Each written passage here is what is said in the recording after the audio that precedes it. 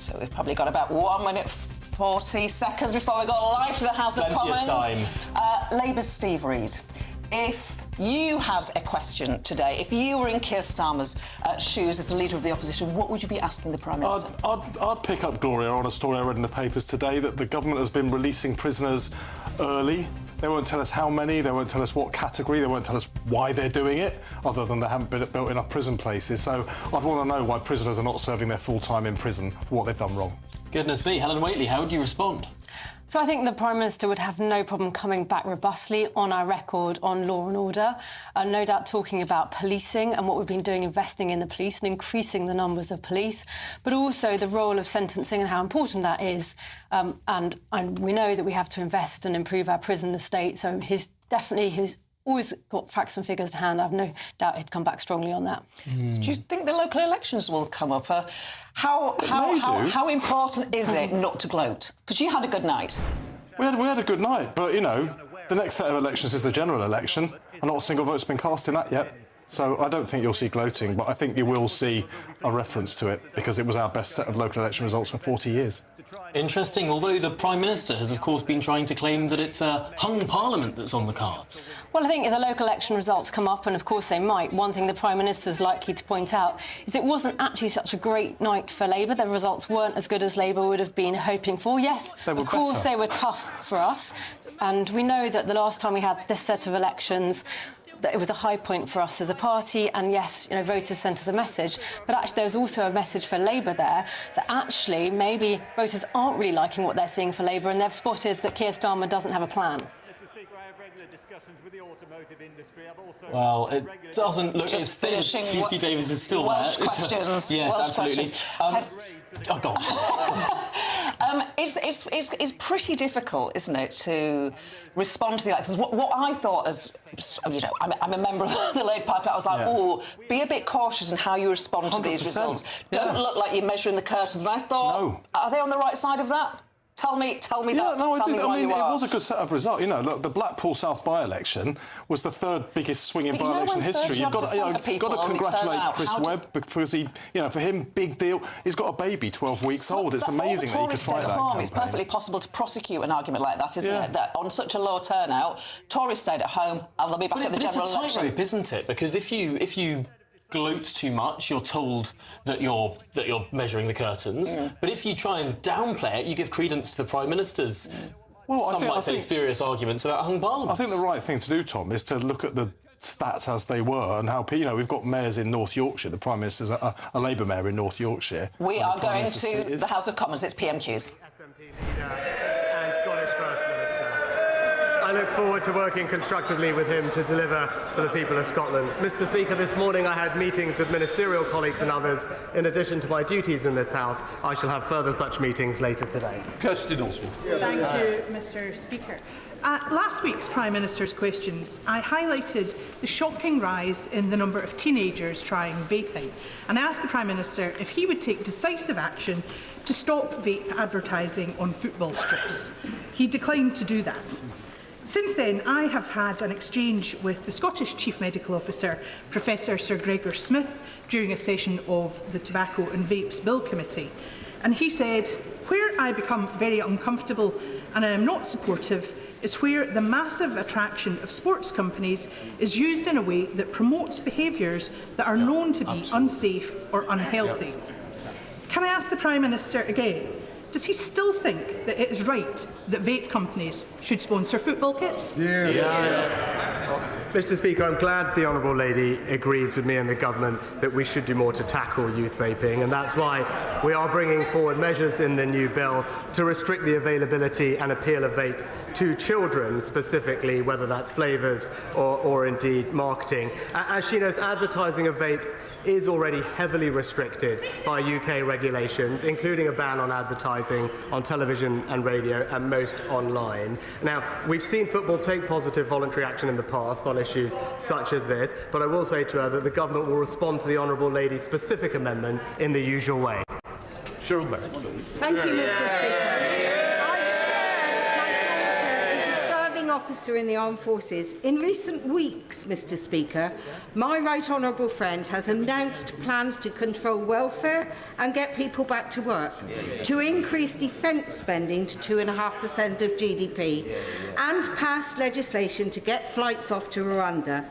Does he agree with me that these are all issues that real people like my constituents in South East Cornwall care about, and that the leader of the opposition should do the right thing and back them? Well, Mr. Speaker, my honourable friend is a fantastic champion for her local area. And can I also thank her daughter for her service in the armed forces? And she's right, I'm not surprised that the Labour Party don't back our plans to stop the boats. I'm not surprised they don't back our plans to get people into work and reform welfare. But I do think that they should do the right thing when it comes to the security of our nation, and that's back our plans to increase defence spending and give our brave armed forces personnel the resources they need to keep us safe. We now come to Leader of the Opposition, Keir Starmer. Mr. Speaker, can I warmly welcome the new member for Blackpool South? After the representation that fine town has had recently, it's good to know they've got a proper champion back at last. Can I also warmly welcome the new Labour MP for Dover to these benches? Mr. Speaker, if 1 week a Tory MP who's also a doctor says the Prime Minister can't be trusted with the NHS and joins Labour, and the next week the Tory MP for Dover, on the front line of the small boats crisis, says the Prime Minister cannot be trusted with our borders and joins Labour, what is the point of this failed government staggering on? Well, Mr. Speaker, can I actually join him in welcoming his newest MP for Blackpool? I must say he looks a lot happier than the member who was sitting there last week. But let me also join with him. And let me join with him in congratulating all new and paying tribute to all former councillors, PCCs and mayors across the country. I hope his new ones do him as proud as I am of all of mine, Mr. Speaker. Great leaders like Andy Street, who leave behind a strong legacy of more homes, more jobs and more investment, in sharp contrast to the legacy left by the last Labour government, which was a letter joking that there was no money left. Well, Mr. Speaker, in addition to losing 2 Tory MPs in 2 weeks, the Prime Minister's been on the receiving end of some of the biggest by-election swings in history. He's also lost 1,500 Tory councillors, half of his party's mayors, and a leadership election to a lettuce. How many more times do the public and his own MPs need to reject him before he takes the hint? Well, Mr. Speaker, this time last year I reminded him of some advice, actually, from his own mentor, Tony Blair, who had said at the time that he can be as cocky as he likes about local elections, but come a general election, it's policy that counts, Mr. Speaker. Now, one year on from that advice, what has he managed? £28 billion of tax rises, 70 new business regulations, 30 U-turns, and a deputy leader under a police investigation. Well, I'm surprised he brought up a police investigation. I think his record is played 1, no, actually 2, the seatbelt as well. Played 2, lost 2 in relation to police investigation. But it's the same.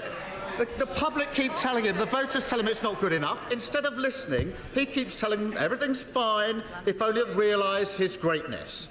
He just doesn't get it. But at least after Thursday night, Mr. Speaker, he can go to the many places that he calls home and enjoy the fruits of his success.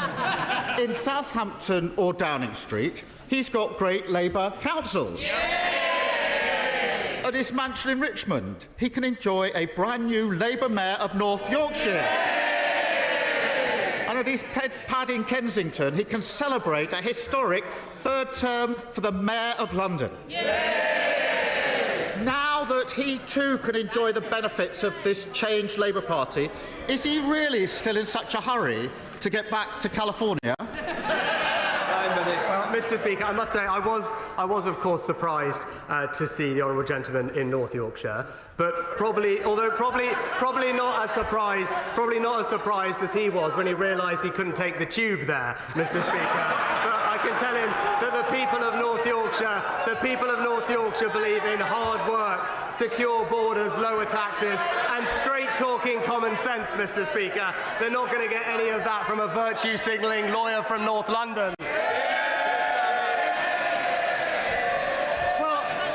It was great to be in Northallerton, where they just voted to reject the Prime Minister's proposition. Mr. Speaker, he's finally found something in common with the British public. No matter where he calls home, all his neighbours are backing this Change Labour Party.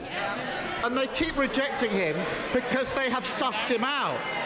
They know there's nothing behind the boasts, the gimmicks, the smug smile. He's a dodgy salesman, desperate to sell them a dud. Now, Mr. Speaker, 16 days ago, when he held a press conference claiming victory on Rwanda, he said the next few weeks will be about action. People want deeds, not words. So let's test that. How many small boat crossings have there been since he said that 16 days ago? Mr. Speaker, actually, just before we go on to that, he talked about a changed. He talked about a changed Labour Party. That's important because he talked about a changed Labour Party. He talks about it a lot. But just this morning, and he also talked about his new mayor in London. So just this morning, we've learned that the Labour mayor in London believes, and I quote, that there is an equivalence between the brutal terrorist attack of Hamas and Israel defending itself. And let me be crystal clear, there is absolutely no equivalence between a terrorist coup and a democratic state. So can I ask him now, will he take this opportunity to demonstrate that that Labour Party has changed? And will he condemn those comments from the Labour mayor? Well, I know that was the last run out before the general election, but he's getting ahead of himself in asking me questions. But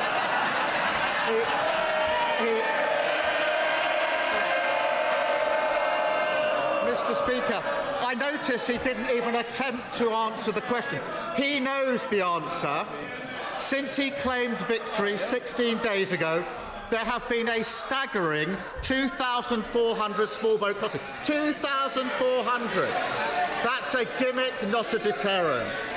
And those 2,400 will be added to the Tories asylum perma-backlog, which is forecast to rise to 100,000 by the end of this year. Now, the Prime Minister pretends he will remove them all to Rwanda, but Rwanda can only take a few hundred a year. At that rate, the Prime Minister's grand plan would take over 300 years to remove them all. Mr. Speaker, that's tens of thousands of people with their claims going unprocessed, who are going to be here for their entire lifetime living in hotels at the taxpayers' expense. It is absurd to call that anything other than an amnesty handed to them by the Tory party, isn't it? Well, Mr. Speaker, he had the opportunity to condemn the comments of his mayor, a mayor who said that there is an equivalence between Hamas and Israel. He did not do that, and everyone will see what that is. That is the Change Labour Party, Mr. Speaker, right there. Since I became Prime Minister, small boat crossings are down by a third. That's because we've doubled NCA funding, increased enforcement rates, closed bank accounts, deported 24,000 people, processed more claims, and, Mr. Speaker, when it comes to border control, there is a crucial difference between us. We want secure borders. He's happy with open borders. Mr. Speaker, the whole country knows that removing less than 1% of asylum seekers isn't stopping the boats, it's granting an amnesty, a Tory amnesty. But if he thinks the voters are wrong, if he thinks his own MPs joining the Labour Party are wrong, if he thinks anyone believes any of the nonsense that he spouts, why doesn't he put it to the test and call a general election? Prime Minister. Mr. Speaker, he talks about removing people. This is a person who campaigned to stop the deportation of foreign national offenders, Mr. Speaker. It shows how out of touch his values are with the British people. But, Mr. Speaker, it's yet another week where we hear nothing about his plan to do anything on the issues that matter to the country. Meanwhile, we're getting on reforming welfare and getting people into work. He opposes it. We're controlling migration, legal and illegal. He opposes it. And as we heard, Mr. Speaker, we are boosting defence spending to strengthen our country. He opposes it. And that's the difference. He snipes from the sidelines. The Conservatives are building a brighter future.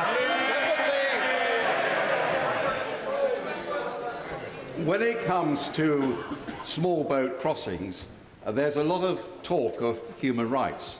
But surely the only human right and life that matters is the life of children who are being taken across the Channel.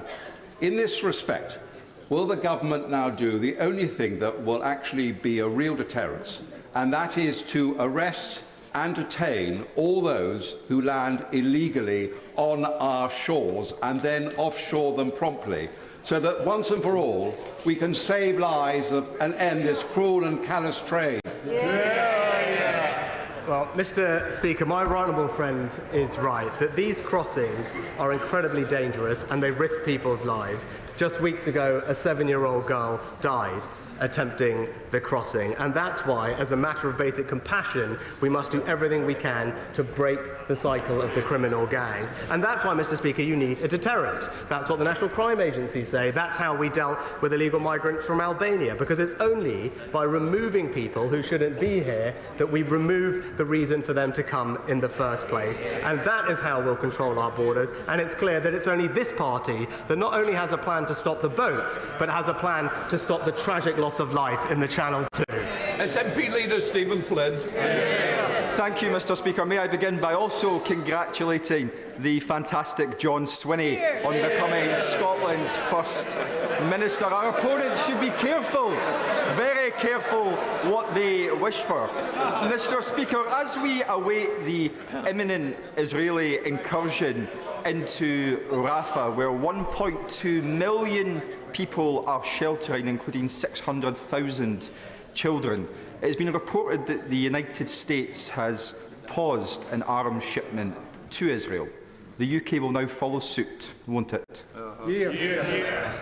Well, Mr. Speaker, the honourable gentleman may not realise, but the UK government doesn't itself directly provide arms or ship arms to Israel. And when it comes to the situation in Rafah, I've been very clear that we are deeply concerned about a full military incursion of Rafah, given the devastating humanitarian impact. I've made that position and point specifically to Prime Minister Netanyahu whenever we've spoken, and will continue to urge all sides to focus on the negotiations at hand, to bring about a pause in the conflict, to release hostages and get more aid in. Stephen Flynn. Mr. Speaker, let's be clear. The confidence that Israel has shown in its military ambitions in Rafah stems from the silence which has been shown from its allies on the front benches in this place and indeed elsewhere across the world. Now, we all know that UK arms and tech is supporting Israel's activities in Gaza and will be used in any attack on Rafah. Knowing that and the devastation which is going to occur, surely the time has come to end our complicity and to halt arms sales to Israel. Well, Mr. Speaker, of course we take our defence export responsibilities extremely seriously, and that's why we operate one of the most robust licensing control regimes anywhere in the world. We periodically review advice on Israel's commitment to international humanitarian law, and ministers always act in accordance with that advice. And that is crystal clear for the House to understand. Our position with regard to export licences following the most recent assessment is unchanged, and I know that he will join me in urging all parties to engage in the negotiations that are happening so we can see a pause in fighting, to get more aid in, hostages out, and then bring about a sustainable ceasefire to this conflict. Martin Bickers. Thank you, Mr. Speaker. My constituents in rural villages and on the fringes of the Grimsby-Cleethorpes urban area are very concerned about overdevelopment. They recognise that the highway infrastructure and public services are already overloaded. Could my right honourable friend consider amending planning guidance so that local plans and decisions taken by local planning authorities are not overridden by planning inspectors? And they'd be greatly encouraged if he would agree to meet with me and my colleagues from the neighbouring Gainsborough and Grimsby constituencies to discuss this further. My honourable friend is right that sustainable development must be at the heart of the planning system, and that's why we're committed to meeting the needs for housing by building the right homes in the right places and protecting the environmental assets that matter most. The National Planning Policy Framework is clear that we should be responsive to local circumstances. I know that the relevant local plan in my honourable friend's area is due for further consultation later this year, and that he'll engage with that process, but I will happily meet with him and colleagues to discuss his situation further. Ed Davey. Mr. Speaker, the abuse suffered by 88-year-old Anne King at the hands of staff in her care home was captured on a hidden camera. The footage is stomach-churning. Anne died in October 2022, and it took nearly a year before the CQC launched a criminal investigation. Now Anne's children are working to protect other care home residents from being subjected to such appalling abuse. Her son came to see me as his MP to ask for my help in their campaign. So will the Prime Minister join me in backing Anne's Law, a proposal to include a national register to professionalise the care workforce and hold those staff who are abusive to account? And will he meet with Anne's family and myself to discuss this idea? Well, Mr. Speaker, can I first of all extend my sympathies to Anne's family for what she went through. Obviously, that's not appropriate, and I'll make sure that the department engages with him and Anne's family on the proposed law. And he's right to say we should have high standards across the care industry, and we're walking towards more investment to support our care home staff, making sure that they have training, qualification to development, and we have a regime in place that can hold everyone to account for delivering the high standards that we would all expect. Sarah Downs. Thank you, Mr. Speaker. Does my right honourable friend agree with me that one of the greatest things that these backbenches bring to Westminster is plain old-fashioned common sense? Yeah. And it's Derbyshire common sense. Derbyshire common sense that means that the good people of Ashbourne and surrounding villages reject the Sadiq Khan ULEZ rules and even the 20 miles an hour Welsh. Will he join with me and perhaps ask his neighbour if he will pay for the Ashbourne bypass?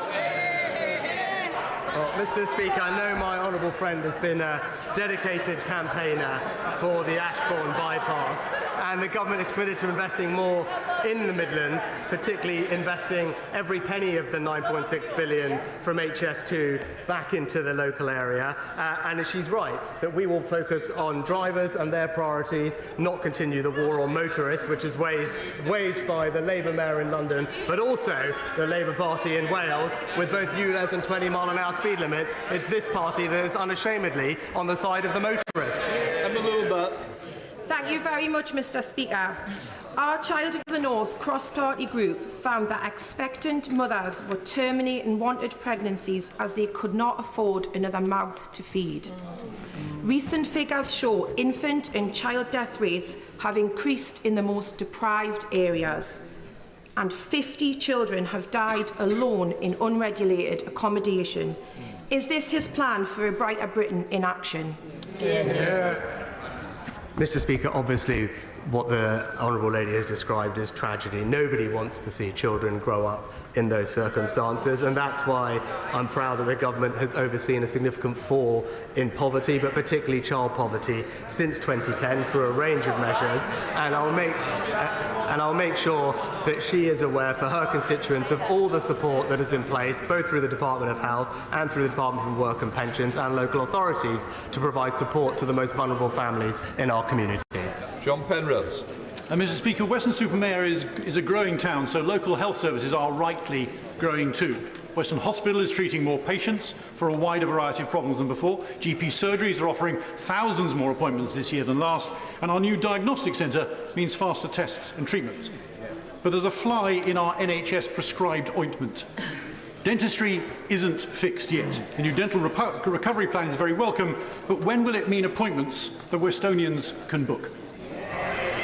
Mr. Speaker, our dentistry recovery plan will make dental services faster, simpler and fairer for patients, funding around £2.5 billion more appointments. And I was pleased to note that access is improving in my honourable friend's area, with almost 10% more children seeing a dentist in June last year than the previous year. But we are going further. The new patient premium that was announced last year is ensuring that more NHS dentistry will be provided. And since then, at the end of January, 500 more practices have said that they are now open to new patients.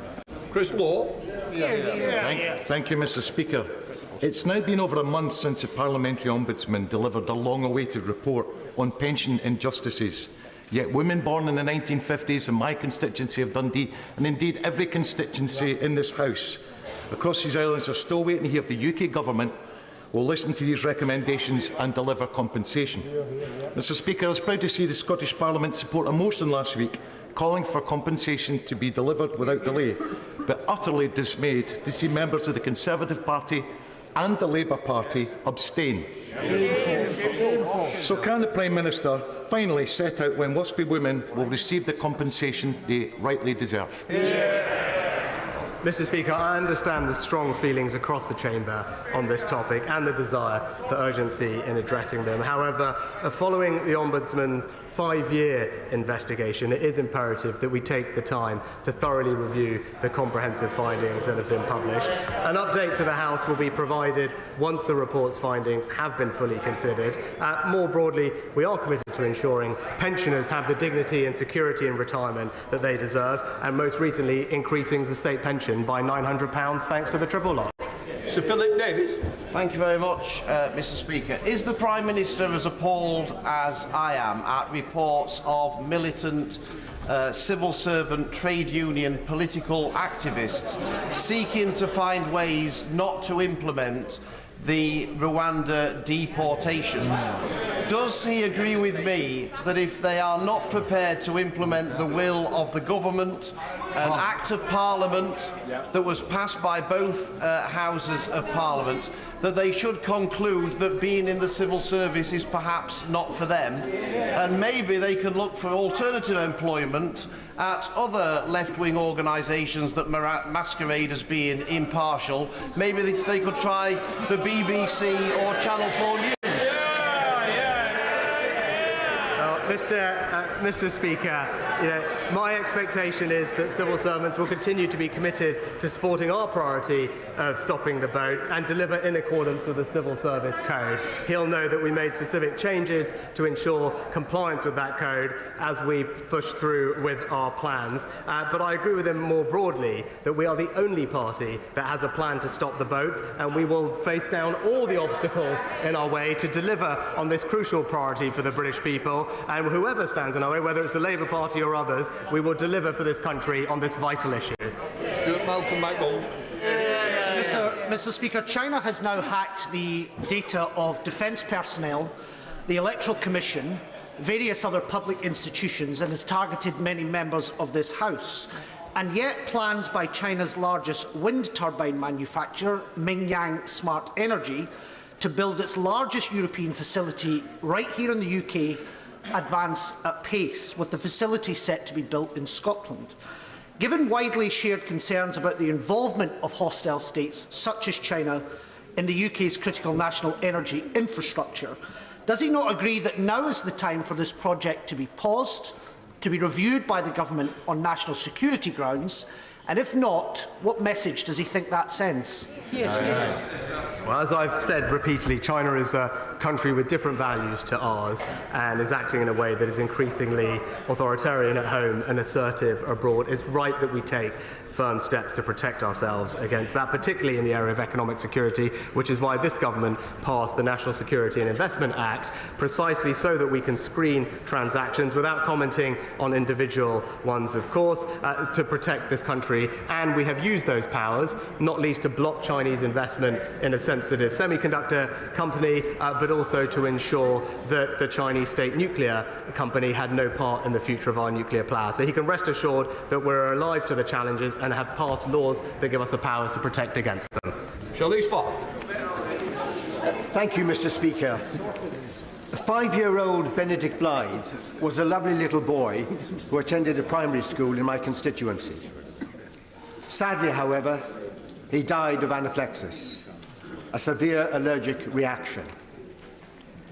The coroner's inquest has not yet reported, but speaking generally, on average, 2 children in every class have a food allergy, and allergic reactions take place more in school than in any other setting outside the home. Severe allergic reactions are on the rise and can be fatal. Yet there is no explicit legal requirement for schools to have allergy medication, an allergy policy, or other recommended safeguards being made available. There is only guidance. Will the Prime Minister meet with me and Benedict's parents, Helen and Pete, so that we can discuss a way forward to ensure that children who suffer from allergies in schools can be more safe, including schools having an allergy policy, adrenaline pens, and staff who know how to use them? Well, firstly, can I extend my sympathy to Benedict's family? It's tragic always to hear about the loss of a child, and we fully understand the seriousness of severe allergies and believe that children with medical conditions should be properly supported to enjoy a full education and be safe at school. Now, there is a legal duty on the governing body of schools to make arrangements for supporting pupils, including setting out what needs to be done, symptoms, treatment, but I will ensure that my right honourable friend gets a meeting with the Health Secretary to discuss how we could further support pupils with serious allergies. On Speller. Yesterday, his Chancellor confirmed that it's government policy to abolish national insurance, a £46 billion annual cost, and no indication of where the money's coming from. So can the Prime Minister rule out further freezes on tax allowances or an 8p increase in income tax to pay for it?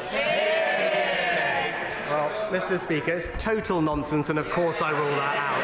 And let me just clear up. Mr. Speaker, there is no unfunded policy. What we have said is that we have a long-term ambition to keep cutting national insurance to end the unfairness of the double taxation on work. We'll make progress towards that goal in the next Parliament, just as we already have in this, by cutting national insurance by 1/3 in 6 months, delivering a £900 tax cut, at the same time is increasing investment in the NHS and increasing the state pension. But it's increasingly clear what this reveals is that the Labour Party opposes tax cuts for working people.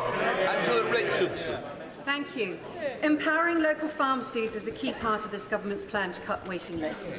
In Guildford, we recently lost 2 neighbouring pharmacies. But good news, Mr. Speaker.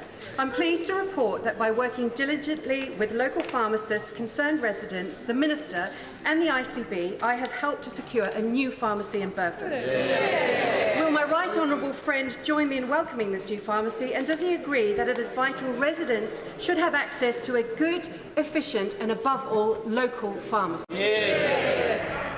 Well, Mr. Speaker, I care deeply about the future of our community pharmacies. I'm very pleased to hear about my honourable friend's success in securing a new pharmacy for her constituents, joining the 10,500 others across the country. And she's now right about the important role that our local pharmacies can play. That's why we're backing them with £645 million of additional funding through Pharmacy First, so that you can now go straight to your pharmacist, receive treatment for 7 of the most common ailments, saving you time and ensuring that patients get the care they need quicker and closer to home.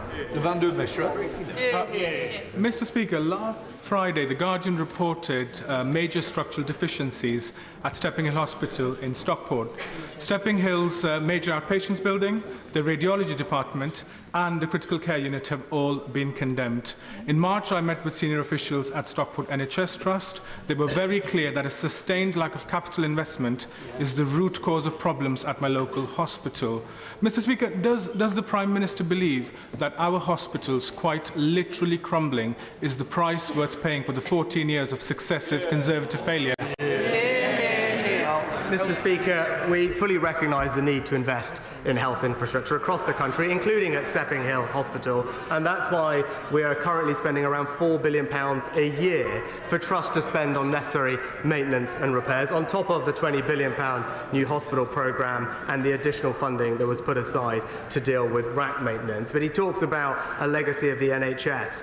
All he needs to do is look at his party's record in Wales, where people currently are experiencing the worst A&E performance and the longest wait times anywhere in Great Britain. Thank you, Mr. Speaker.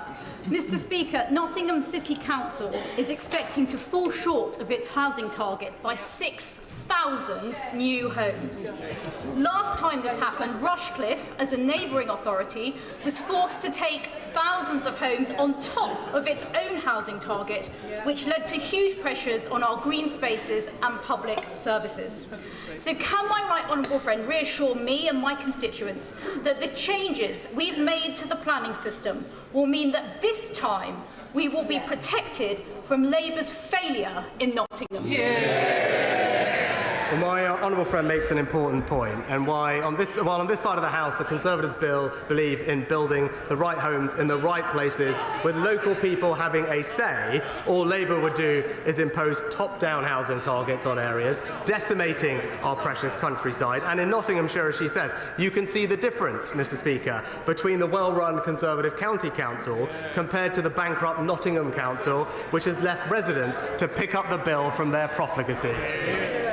Caroline Lucas. Thank you very much, Mr. Speaker. Untreated sewage was pumped into English waterways for more than 3.6 million hours last year, and into the sea off Sussex beaches 3 times in the last 24 hours alone. Yet since privatisation, the water companies have been allowed to rack up debts of over £64 billion and their shareholders to pocket £78 billion in dividends. The majority of the public, including 58% of Conservative and 80% of Labour supporters, want to turf out the profiteering polluters. They want water brought back into public hands. When is he going to listen to them and end the legalised scam of privatisation? Well, Mr. Speaker, our plans have gone further than any other previous government. In fact, we now monitor 100% of overflows, up from just 7% under the Labour Party. We're investing a record £56 billion into our water infrastructure, and we've enshrined in law strict targets and introduced unlimited fines for water companies, holding them and their bosses to account. So it's crystal clear that the record shows that there's only one party who has a clear plan to tackle this issue for the environment, and it's the Conservative Party. Final question, Matt Vickers. Thank you, Mr. Speaker. Everybody knows that Stockton is a great place with great people and a great football team. My right honourable friend recently visited the mighty Stockton town to see the incredible work that they do in the local community and heard about their promotion battle. I'm sure he'll want to join me in congratulating Mickey Dunwell and the mighty Anchors on their promotion. Well, Mr. Speaker, it was fantastic to visit Stockton Town FC with my honourable friend, who is a brilliant champion for his local community, which I see firsthand on a weekly basis. And let me join him in congratulating everyone at the club on their well-deserved promotion, and I hope some of their good luck rubs off on Southampton in the coming weeks. That completes Prime Minister's questions. That was Prime Minister's question time for another week, but it began with high drama as Natalie Elphicke, the Conservative MP since 2019 for Dover, defected to the Labour Party. 2 consecutive weeks, 2 defections of Tory MPs to the Labour Party. Tom Harwood, you have the words from Natalie Elphicke that you can bring us. Absolutely. This was released at midday, just as MPs were preparing for Prime Minister's questions, just as the Prime Minister got to his feet. Natalie Elphicke said, "Today I announced that I have decided to join the Labour Party and that I will sit in Parliament as a Labour MP." When I was elected in 2019, the Conservative Party occupied the centre ground of British politics. The party was about building the future and making the most of the opportunities that lay ahead for our country. Since then, many things have changed. The elected Prime Minister was ousted in a coup, led by the unelected Rishi Sunak. Under Rishi Sunak, the Conservatives have become a byword for incompetence and division. The centre ground has been abandoned and key pledges of the 2019 manifesto have been ditched. She goes on to write about how the Labour Party has changed from the leadership under Jeremy Corbyn and points to what she sees as policy failures from the Conservative Party on migration and house building. So let's cross now to our panel. We'll start by getting some reaction to the Conservatives, the Health Minister, Helen Whately. I mean, you must have known Natalie. Obviously, she was a colleague, perhaps a friend even. Did you have any inkling that she wasn't happy in the Conservative Party? I do, of course, know Natalie, and I'm really, really disappointed to see the decision that she's taken. But I'm also pretty surprised because for Dover, immigration is a really big issue. Small boats is a really big issue. She's been very critical herself of Labour's policy on immigration. She said herself, don't trust Labour on immigration. They want open borders. So it's not clear to me how she will explain to her constituents in Dover, for as long as she represents them, this decision she's made when immigration is such a big issue to cross the floor and join a party that doesn't have a plan on immigration, that doesn't want to control our borders. Would you like her to call a by-election? Is that what you're suggesting? Well, my reflection on the question you asked me, which is my reaction to her crossing the floor, is considering her position in the past on immigration, she really cared about this issue, rightly so, it's an important issue to her constituents, is how can she become a Labour Party MP when Keir Starmer doesn't have a plan on immigration? If anything, it's a plan for an amnesty. Well, Steve Reid, I want to show you some tweets that Natalie Elphicke has put up in the last year or two. Let's see if we can play these now, because it does seem that she has had a lot to say about Keir Starmer, saying Starmer has no plan, that he has no plan to stop the boats. He didn't even mention stopping the boats in his speech. He's been very critical of the Shadow Home Secretary, Yvette Cooper, pointing to astonishing interviews and the lack of plans, saying just working with France won't work, that Labour's small boat policy is a policy for open-door immigration. These are the tweets of your new Labour MP. Very, very critical of your Shadow Home Secretary, very, very critical of your party leader. Why on earth is she in your party? Well, first of all, I'd like to welcome her to the Labour Party. That's the second defection in as many weeks. Dan Poulter last week, an NHS doctor, and today Natalie, who's the MP for Dover, where literally the small boats are landing.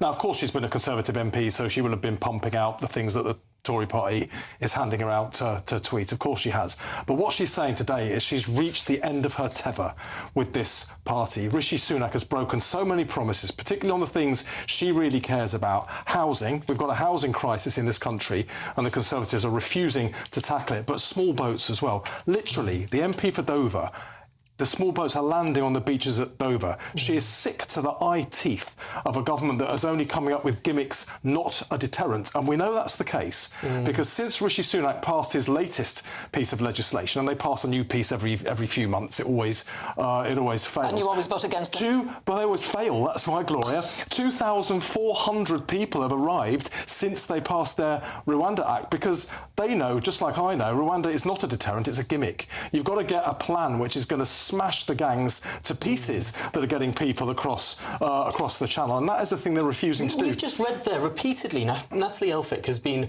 critical of Labour's plans to just work with the French, just go after the gangs, no policy to stop people actually coming across the channel, just going after the plan upstream. She says that won't work. Was she lying then, or is she lying now? She was clearly being given handouts from the Conservative Party that she retweeted, but on reflection, she has had enough of a party that is lying through their teeth and failing to tackle the problem of Rwanda because they haven't got a clue how to do it. You've got to smash the gangs. We're going to come on to immigration in a second. I want to ask you this question, and this, I haven't looked at social media, but I can pretty much imagine what the left of your party are saying, that you, Keir Starmer, have done everything to marginalise legitimate, left-wing, socialist voices in the Labour Party, yet you welcome Tories. What do you say to those? You can probably guess who they are, some of them, who would make that argument to you. We want to be a party that can bring this country back together after the Tories have divided it. Every single Tory MP and every single Tory voter that comes over to the Labour Party is more than welcome, because they are backing a changed Labour Party, unrecognisable from the Labour Party that lost the last general election, offering the country its future back after these years of failure under the Conservatives. I mean, Natalie Elphicke is only doing what a lot of Conservative voters have done. In North Yorkshire, we won the mayoralty there. That used to be rock-solid Tory heartlands. Aldershot, the home of the British Army, Rushmore Council voted a Labour councillor for the first time last week. So Tories are coming across to Labour in their droves because they've given up on their party's failure and they're investing their hope in Keir Starmer's changed Labour Party. Helen Whately, more time in her statement, of Natalie Elphicke's statement, is spent talking about construction, talking about building, than it is talking about migration. She says that the Conservative Party in 2019 was about building the future. She says that under Keir Starmer, the Labour Party is about building a Britain of hope. And she devotes paragraph after paragraph about plans to build more houses. In fact, and this is something that hasn't really been published, underneath her statement, we get reams of information about Tory failures on house building. Just how much of this defection do you think is actually less to do with migration and more to do with the failure of the Conservative Party to pass planning reform? So I know that Natalie cares about housing. It's something that she's been interested in many years. But she will also know that with progress that we are making on housing and that we are seeing houses built across the country, but we are also taking a choice to, for instance, make sure that we protect our countryside and look after the green belt, unlike Keir Starmer party, which threatens the green belt. So it's important to build in the right places. I mean, the other thing is, I think Labour's record on housing is a strong one. For instance, I get lots of complaints in my constituency in Kent that because the Mayor of London, Sadiq Khan, hasn't been building in London, we're seeing building outside London in the countryside. So actually, I think she should be thinking twice again if she thinks she's going to Labour to get housing. But again, I mean, the number one thing I'm really surprised about is because her position has been so strong on immigration that she has crossed the floor even when Labour has no plan on immigration. Let's bring your messages in now. So, Paul, by the way, some great questions here. Please, in future, tell us where you're from. We like to be able to visualise and know where our family is watching all across Great Britain. But Paul says the agenda of any Tory MP defecting to Labour is purely to save their jobs and has nothing to do with policies. So Paul is incredibly cynical about a move like this. Does Paul have a point? Is she just in it to save her own bacon, even though she's not standing again? Well, I mean, I think we've got everything to fight for the general election. Is Paul right? Is it cynical? They're just doing it. They're nothing to do with policies. They're just like, oh, I'll just go and save my job. I couldn't read Natalie's mind as to why she's done what she's done. I know that there's a fight on in Dover. Christian Wakeford did it. So Christian Wakeford did it. Dan Poulter did it. You know, she is not the first. There have been 3 defections from the Tory party to the Labour Party in this Parliament. 2 in the last week. Are these cynical moves? Does Christian Wakeford move to protect his job? He is standing again. I mean, Dan Poulter was somebody we hadn't seen in Parliament for months and months and months, and the first time we saw him for ages was actually sitting behind Keir Starmer. So there was, again, who knows exactly what his motives are? It's between him and Sir Keir Starmer. But what I would say, if Natalie was worrying about holding her constituency, and we know we had a tough time in the local elections the other day, but actually we've got a way to go until the general election, and we're really delivering on the public's priorities. So one of the things I would say to her, she should hold on, actually give us time to really see through the things that are working. We're clear on the public's priorities. The Prime Minister's clear, the economy, the NHS, controlling our borders, and we're making real progress on those things. So we're seeing inflation come right down on the economy. We're seeing growth in the UK compared to in other similar countries. We are seeing waits come down in the NHS. I'm the Minister with oversight of urgent and emergency care. We're seeing better performance in our A&E departments, better response times from ambulances. And we are did have to admit recently that waiting lists are longer now than when he took office. There were figures out this morning just saying that most trusts are failing to meet the NHS waiting time targets? So we know that we have a long journey to go coming out of the pandemic to get the NHS back on track and bringing the waiting times down. It's hard work, but we've made progress. So over the last 5 months, NHS waiting times have come down. Progress over the last 5 months, not so much over the last 2 years. I want to turn to Steve Reid because Paul's comment is deeply cynical. I think it represents what many, many people think about politicians in general. Are we about to see... We know that Natalie Elphicke is not going to stand again. Are we about to see her ennobled? Are we about to see Baroness Elphicke of Dover and Deal? Well, you've just answered your own question. She's not trying to save her own job because she's not standing again. What's Labour offered her? Labour won't have offered her anything. She's given her reasons. She's sick to death of a Conservative government that's failed on housing and securing our borders.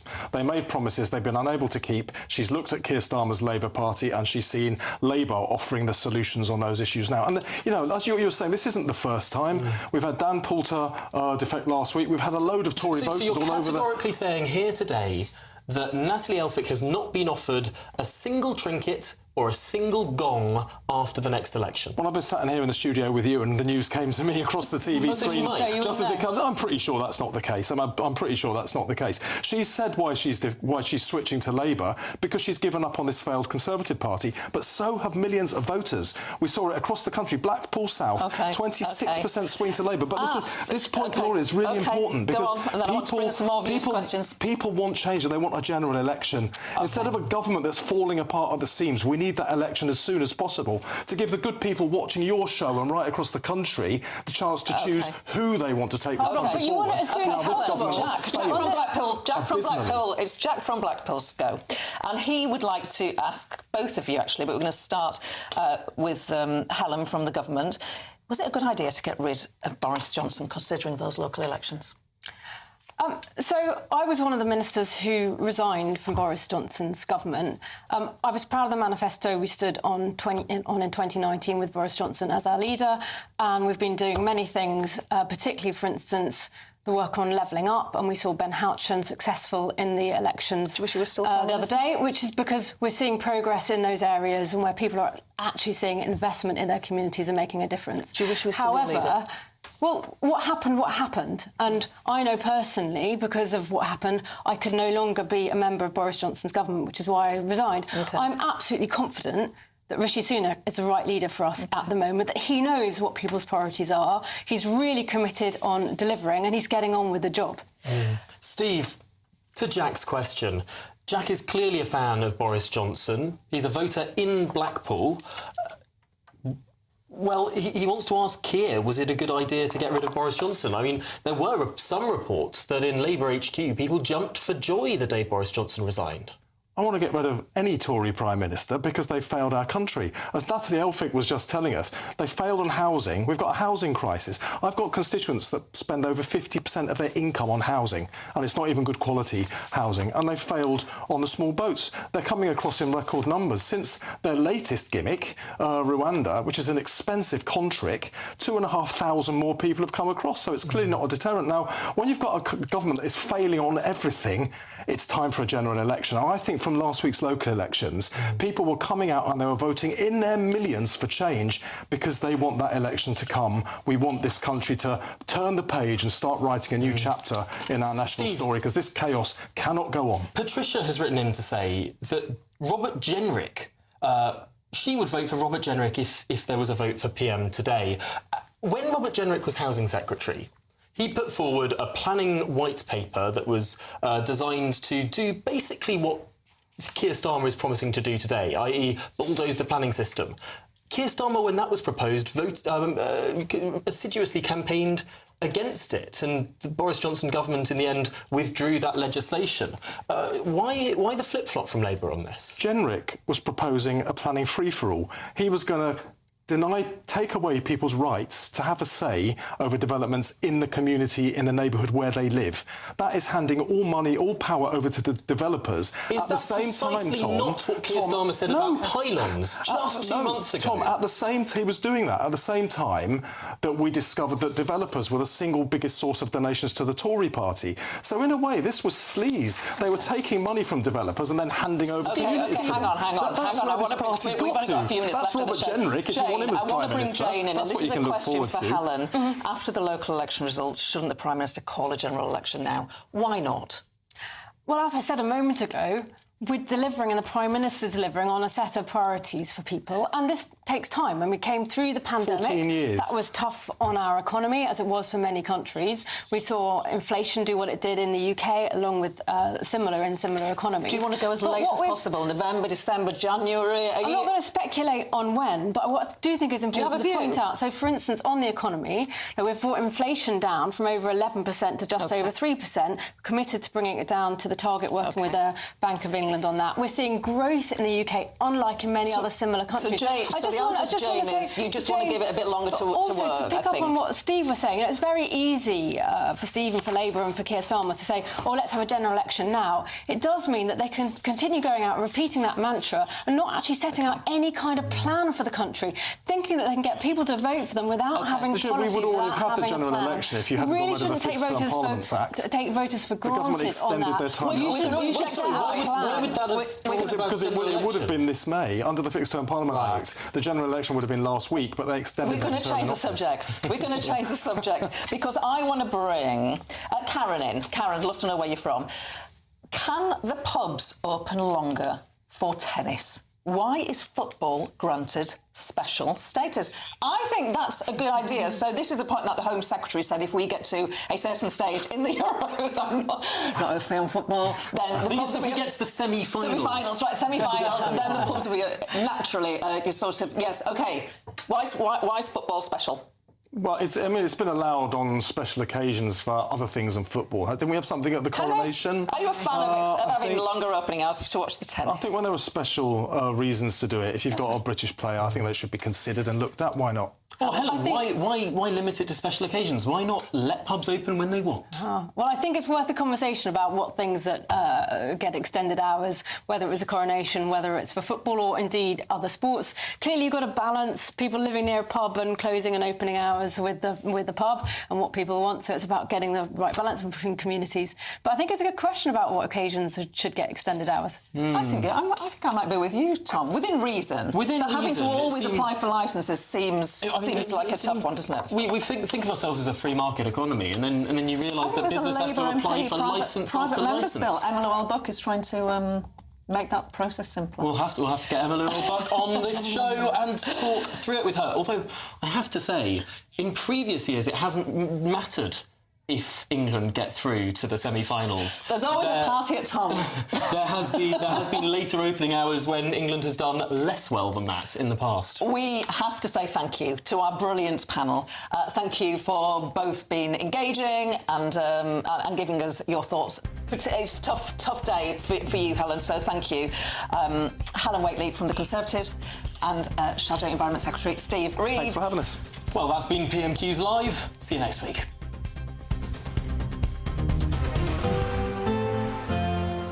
A brighter outlook with Box Solar, sponsors of weather on GB News. Good morning. Welcome to your latest GB News weather update brought to you by the Met Office. Fog and mist should continue to clear through the rest of the day, bringing sunny spells for many of us. However, in the north and west, some rain is likely to arrive across parts of northwest Scotland. That's because weather fronts are still approaching these areas, but elsewhere, high pressure is building in. So that should bring plenty of dry weather and bright weather. The best of the sunshine will be across southeastern areas through this afternoon. There could still be some fog and low cloud lingering across eastern coast close to the North Sea, and we could also see some low cloud across the south coast as well later on today. But in the best of the sunshine, highs are 22, possibly 23 across central areas of England, eastern Wales as well. It will be that much cooler underneath the cloud and rain though across parts of the Highlands and the Western Isles, and that rain will likely turn quite persistent overnight and will push elsewhere into many areas of Scotland. We could also see some drizzly rain across parts of the Pennines, some other areas of northern England as well. So a cloudier night for northern areas. In the south though, it should stay dry and fairly clear, though we could see some mist and fog around, but it's likely to be another fairly mild start to the day on Thursday. And I think Thursday is going to be a warmer day than today. There'll be more in the way of sunshine for a wider area of the UK. Some mist and fog to start. That should clear much more quickly than it has done today. We will see a few more in the way of cloud bubbling up in the afternoon across southern areas. That could allow a shower to develop, but I think most areas should stay dry, and we could see highs of 24 degrees in the sunshine. Looks like things are heating up. Boxed boilers, sponsors of weather on GB News.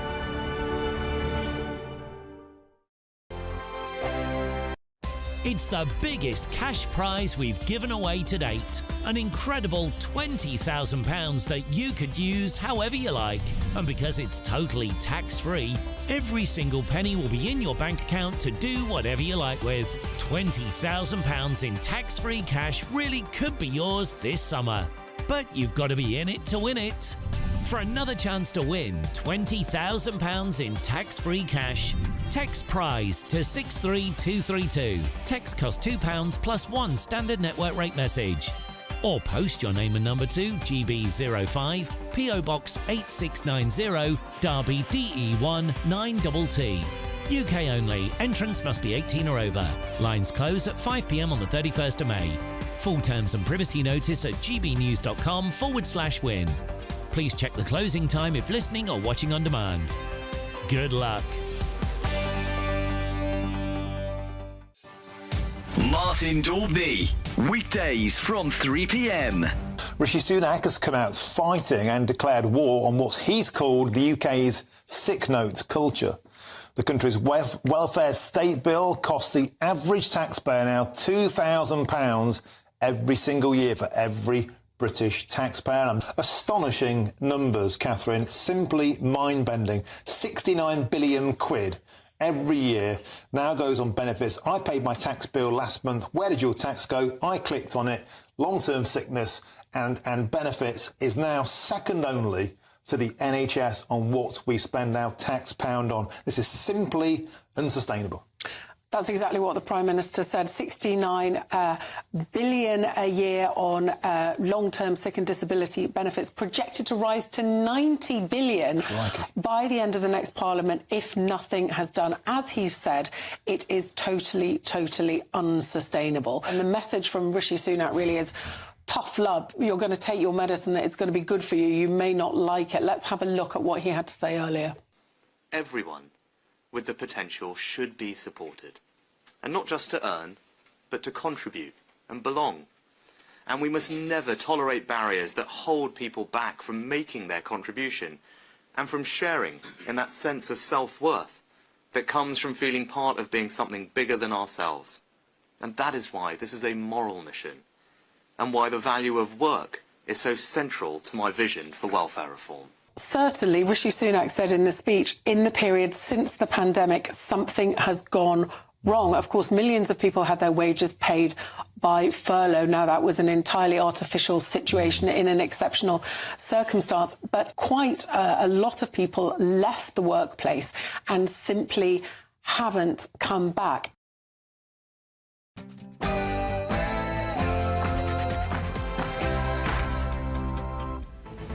Well, good afternoon, Britain. It's 1 o'clock on Wednesday, the 8th of May. Another Conservative MP defects to Labour in a hammer blow to Rishi Sunak. Natalie Elphicke says her former party has become a byword for incompetence and division. Much more analysis and reaction to come. And record high levels of immigration have failed to boost Britain's economy, and immigration should be returned to the tens of thousands. That's according to a new report. We'll speak to one of these senior Tory MPs who co-authored said report. And a double royal snub for Prince Harry during his trip to the UK. First, he's told the King is too busy to meet, then discovers he'd been replaced by Prince William as head of the Army Air Corps. Yeah, not a great week.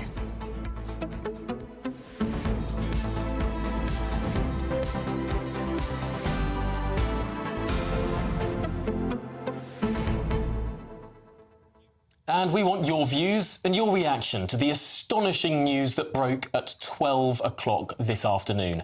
Another defection, the third this Parliament, straight from the Labour Party to the Conservative Party. A sensational crossing the floor that really disrupted and perturbed the Prime Minister at the start of Prime Minister's questions. I mean, Tom, you've just been on for the last hour or so covering PMQs, and I'm seeing here that lots of reaction already coming in. Lots of people not very impressed with the fact that a Conservative MP would cross the floor, and citing immigration in particular as one of the reasons, which is curious. It's very, very odd, seeing as Natalie Elphicke has been one of the most vocal members of Parliament. Being the Member of Parliament for Dover, of course, she's on the front line of the small boats crisis.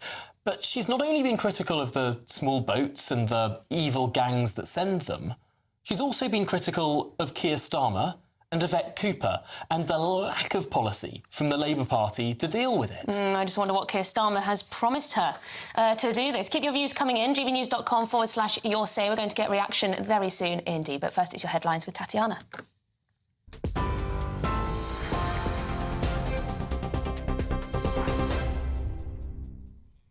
Emily, thank you. The top stories from the GB newsroom. The Conservative MP for Dover stunned her colleagues this afternoon, crossing the floor and joining the Labour Party. Natalie Elphicke blamed her decision on what she called the broken promises of Rishi Sunak's tired and chaotic government. It's the latest in a dramatic drop in the government's working majority since the last general election, from more than 80 seats to less than 50. Today's defection was announced by Sir Keir Starmer just moments before today's Prime Minister's questions. If 1 week a Tory MP who's also a doctor says the Prime Minister can't be trusted with the NHS and joins Labour, and the next week the Tory MP for Dover, on the front line of the small boats crisis, says the Prime Minister cannot be trusted with our borders and joins Labour, what is the point of this failed government staggering on? The Prime Minister steered clear of Labour's newest MP and instead paid tribute to the now former Mayor of the West Midlands. Let me join with him in congratulating all new and paying tribute to all former councillors, PCCs and mayors across the country. I hope his new ones do him as proud as I am of all of mine, Mr. Speaker. Great leaders like Andy Street, who leave behind a strong legacy of more homes, more jobs and more investment, in sharp contrast to the legacy left by the last Labour government, which was a letter joking that there was no money left. To other news, social media companies are being warned they could be banned for those under 18 if they don't keep children safe. The media regulator Ofcom says platforms must take action to stop their algorithms recommending harmful content to children. Its draft Children's Safety Codes of Practice sets out how it expects some of the world's biggest online platforms to protect children online, and penalties for companies who fail to comply. Energy Security Secretary Claire Coutinho told GB News the UK aims to be the safest in the world. When I was Children's Minister, I looked at wellbeing, and one of the things that I was really interested in was the link between how much time our children are spending online and their mental health. And for me, there was two things. It's what they could access, and I'm really pleased that we're doing the online safety legislation because that will tackle that part, but it's also what it's stopping them doing. So that's the things that I care about. I definitely welcome government's efforts to act on this and make sure that we're the safest place in the country when it comes to, in the world when it comes to being online for children. 2/3 of NHS trusts are missing their target to treat patients within 18 weeks of referral, according to analysis by Labour. The party says that 114 trusts out of 167 have failed to meet the target in any month since December 2019. Trusts are meant to ensure that 92% of patients are treated within 18 weeks of GP referral. Most trusts also failed to meet targets ensuring that most patients wait less than 4 hours in A&E departments. Shadow Paymaster General Jonathan Ashworth says the government is failing to properly fund Britain's health service. This is a consequence of 14 years of the Conservatives driving our NHS into the ground. So what's Labour's solution? We would introduce a proper tax on the very super wealthy non-doms, and we would use the proceeds from that to fund extra appointments, 2 million extra appointments a year in our NHS so we can start driving those waiting times down. So that if you're waiting for a hip replacement or a knee replacement or hernia perhaps, a cataract operation you need, you can get your operations on time. Too many people are waiting in pain and agony at the moment for an operation after 14 years of the Conservatives. Rail passengers are facing more travel disruption due to ongoing strikes by train drivers, making it the longest ever dispute in rail industry. Members of ASLEF are walking out, affecting services across England, Wales and in Scotland. The few services that are running will start later and finish earlier than usual. ASLEF says its members haven't had a pay rise in 5 years and accuses the government of giving up trying to resolve the dispute. John Swinney has been sworn in as the new First Minister of Scotland at a ceremony in Edinburgh. He told GB News it's a huge privilege. It's an enormous honour to come to the Court of Session and to be sworn in a link to the history and the roots of our country, our democracy and the rule of law. So for me, an enormous honour and a privilege to do that, and look forward very much to doing so. A big surprise for me and an enormous privilege, and as I said yesterday, I'm here to serve everyone in Scotland and I look forward to doing so. For the latest stories, you can sign up to GB News Alerts by scanning the QR code on your screen, or you can go to gbnews.com/alerts. Now back to Tom and Emily.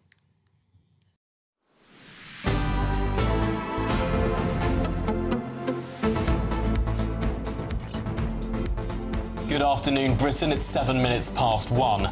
Now let's start with that sensational news which broke in the past hour. The Conservative Member of Parliament for Dover, Natalie Elphicke, has defected to the Labour Party. Well, joining us now is our political correspondent Olivia Utley with the latest. Olivia, what are Conservative MPs saying?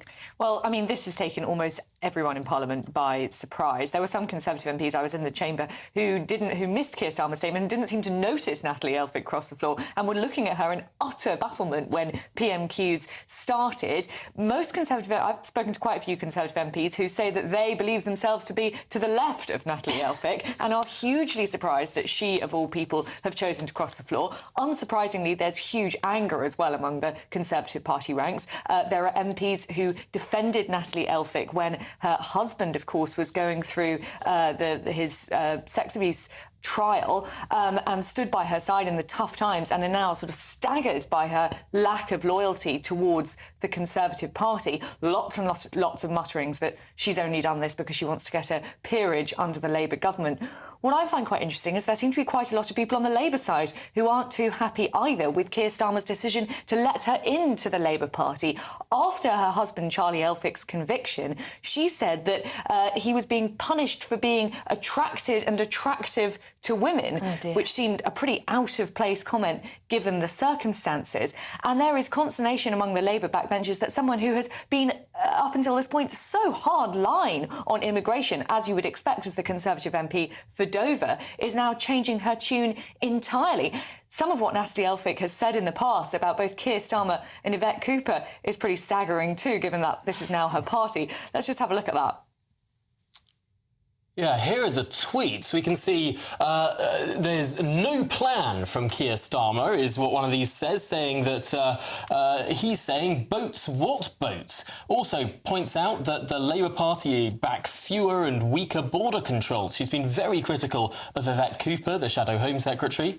And indeed, she said that this is Labour's small boats policy. Keir Starmer standing at an open door, saying Labour do not want to stop the boat. Well, hang on, Tom. She might have just, changed her mind on all this. She says this is... She now believes the Labour Party has the right plan. Some of this stuff is only last year. This is Labour's only policy is to rely on the French. I mean, the most extraordinary turnaround from her there. I mean, Natalie Elphicke was a member of the New Conservatives group. There's this very much right-of-centre group within the Conservative Party set up by Miriam Cates and Danny Kruger. This does seem to be an enormous amount turn. The only sign that perhaps this might have been coming is Natalie Elphicke has always been a YIMBY, as it's known, someone who's pro-planning reform, and her statement does have a lot, her resignation statement, which is utterly eviscerating, by the way, of the Conservative Party, does have a lot about house building in it. That's the only sign that she was sort of out of step with the direction that the Conservative government was heading. But still, it has taken almost everyone by surprise. It's interesting. She says the deciding factors have been housing and the safety of our borders. Housing first, borders second. She devotes about 3 times the length of the statement to housing compared to what she does to borders. Do you think that that's been perhaps the trigger in all of this? I mean, perhaps that has been the crunch in all of this. There are cynical Conservative MPs who suggest that there is no policy reason for Natalie Elphicke defecting. It is purely a question of knowing which side her bread's buttered in the lead-up to this election. But if there is a sort of policy crux of the issue, then it must be the housing problem, because as far as we've seen so far, Natalie Elphicke, again, on the front line of the small boats crisis, has been very much on Rishi Sunak's side on small boats, very much pro-Rwanda, etc. Well, Olivia, let's have a look at some of these pictures that have just come in of Natalie Elphicke there meeting with Keir Starmer after Prime Minister's questions in a parliamentary office there. Or is that the Commons Library? But there we go, a Union flag, not so subtly placed behind Sir Keir Starmer there. Now, can we bring in Neil O'Brien, MP, who's here with us in the studio, Conservative MP. What do you make of this? What do you think when you see those images of Natalie Elphicke there cozying up with Keir Starmer? I just think it's ridiculous. Natalie is to the right of about 9/10 of the Conservative Parliamentary Party.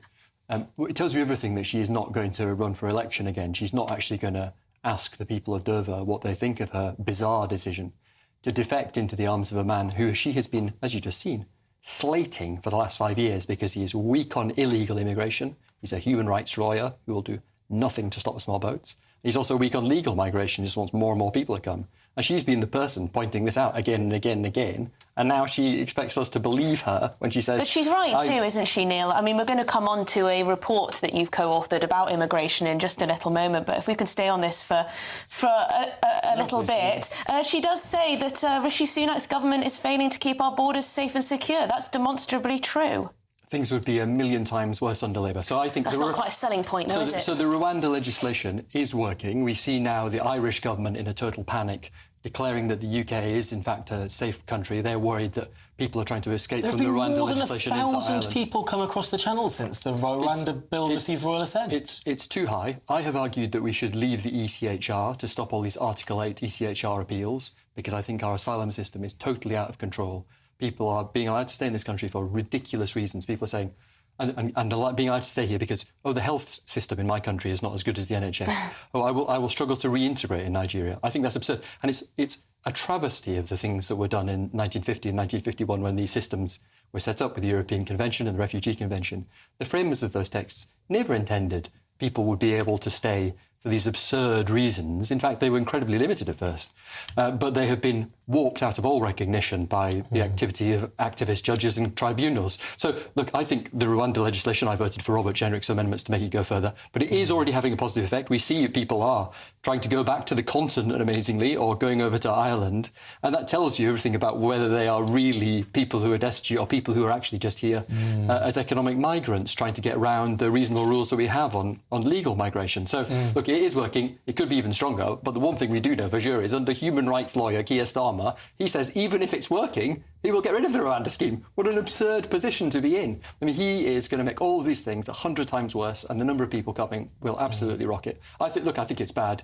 What this country needs is a massive dose of conservatism on this issue, and we need to toughen our position, but it will get definitely worse under Keir Starmer. Well, you raised the idea that many of these people are economic migrants, and I suppose that's a lovely and well-prepared segue into your new report, co-authored by the former Immigration Minister, Robert Jenrick, of course. What is it that your report is arguing? Because the conventional wisdom has been, and it's been said by many people, the economic consensus is that economic migration is economically beneficial.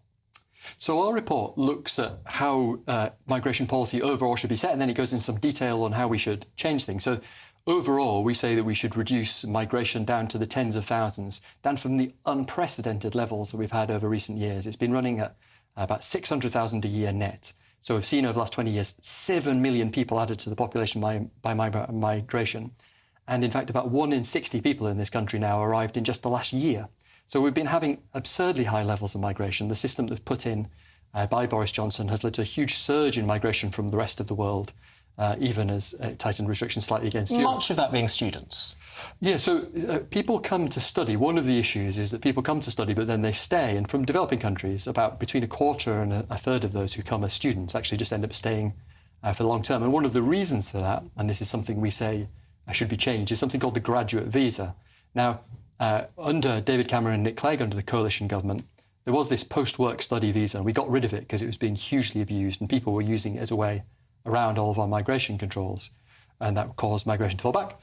But then the Migration Advisory Committee advised us against bringing this thing back again because they said it would just be a loophole and a way into low-wage work rather than real study in the UK. And unfortunately, it was brought back, and it's had exactly the bad effects that our independent Migration Advisory Committee warned. We've seen a huge surge in people particularly from poorer countries, coming. You can pay, say, £5,000 to go on a one-year master's, and then you can work and bring dependents here, and they can all work too. And you can get around all these rules. You don't have to be working a particularly high salary threshold or any salary threshold. And so it's become a kind of a loophole and a way into the kind of gig economy and low-wage work of the kind that we were trying to avoid with our migration rules. I think what's frustrating for people is that they have been told that immigration must be lowered and that the Conservatives are committed to controlling our borders and reducing to the tens of thousands like you're proposing now. And it never seems to happen. Robert Jenrick co-authored this report with you. He has insisted that immigration needs to come down, yet when he was in the Home Office, he failed to get that onto the agenda. He failed to put that on the table and actually get it done. What is going on in the Home Office or in government that is preventing immigration from being brought down? Because people have voted time and time again for it. So I had several things to say about that. The first is that Robert did actually bring in a package of measures as a minister which have cut migration over recent months and cut it quite sharply. They invariably get diluted, though, don't they? But he believes, like me, that we need to go much, much further. Now, when David Cameron originally set the target to get migration back to a more normal level, the kind of level we had in the 1990s of the tens of thousands a year, the problem with that is we didn't actually control migration from Europe because we were in the EU. And then migration from Europe was really high, and so that target was missed. But since Brexit, we now do control migration from Europe, and we can actually hit that tens of thousands of target. So I do think we now can deliver this promise. But instead what happened, we just increased migration massively from everywhere else in the world. Yeah. And the problem has been that there is a lack of a joined-up central target. Unless you have that target overall of getting down to tens of thousands, unless you start to do what we recommend in this report, and having a kind of annual budget process for migration, then every department will come and they will talk about some short-term problem and they'll say, migration is a quick fix. Oh, there's not enough truckers at the moment. Let's get more migration. Oh, problem with the care sector. Let's get more migration. And before you know it, you've got hugely high levels of migration and you're not thinking properly about what the trade-offs are between different types of migration. So it's not just about the numbers, is it? It's about the kinds of migration. That's exactly right. So what we say in the report is, as well as bringing the total down, we should do it by being more selective. So there are migrants who come here and they make a big contribution and they pay a lot of tax. And some types of migration from some countries, that's particularly the case. On that, sorry, Neil, others, on that you say migrants from the Middle East, North Africa and Turkey, aged 25 to 64, are almost twice as likely to be economically inactive as someone born in the UK. So essentially we've invited people to come here. Presumably, we believe they're going to then work. And then they're twice as likely to be economically inactive. I mean, that's a recipe for economic disaster. Yeah, so in the last census, we saw that the employment rate of people who are born in the UK is higher than the employment rate of people who've come here from another country. And that tells you that migration policy is not on track at all. And as I say... Hang on, doesn't that just account for those dependents that are brought with them? So people from the Middle East and North Africa are much more likely to have, for example, a wife who stays at home and a husband who goes out to work. That largely would account for having half as much economic activity. No, so I should have said, what I meant is even among those who are of working age, excluding the dependents and the children and so on, the employment rate is lower. Now, for some groups because from some countries... people stay at home to look after children, perhaps? Yeah, so there's a lot of people who are economically inactive for that reason. There's a lot more higher rates of unemployment as well among some groups. And if you look, broadly speaking, the trend is that people who come here from rich countries, from either Western Europe or from countries like Australia, Canada, New Zealand, the US and so on, they tend to have very high employment rates and very high earnings as well, and you get clearly a benefit from that. But then if you have a lot of migration from lower skilled people, particularly from poor countries, who have an incentive to come here, even if they're ending up working in the minimum wage, because it's still a lot more than in a very poor country, then you will tend to see people who have either quite low rates of employment for the reasons you're just describing, and also potentially quite low wages as well. So they're very unlikely to be net contributors to And Neil, exchequer. let's not pretend that the immigration debate is all about economics, is it? Lots of people have raised issues of social cohesion, community cohesion, integration, etc., etc. I mean, do you talk about that in this paper, and do you discuss multiculturalism, where it's failing, where it's succeeding? We do talk about that. We talk about the cultural dimension of it and the very large number of people in this country who now can't speak English or can't speak English well. And it's very hard to have a coherent society or to feel like you're a member of a settled society if lots of people can't even speak to each other and if there's constant churn.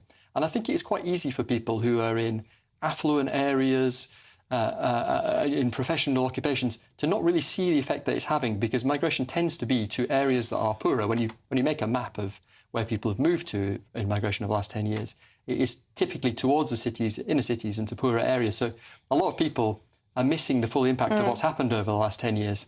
But yes, absolutely. The central point in our report is to say, look, let's change migration so it's more economically beneficial. Let's keep the good migration that's helpful to the economy, but let's reduce the kind of migration that's leading to people either not working or working in kind of low-wage gig economy, because overall, actually, that will mean we pay more tax because the people who are coming will be taking out more than they pay in. I wonder if Rishi Sunak is listening. Thank you very much indeed, Neil O'Brien, Conservative MP.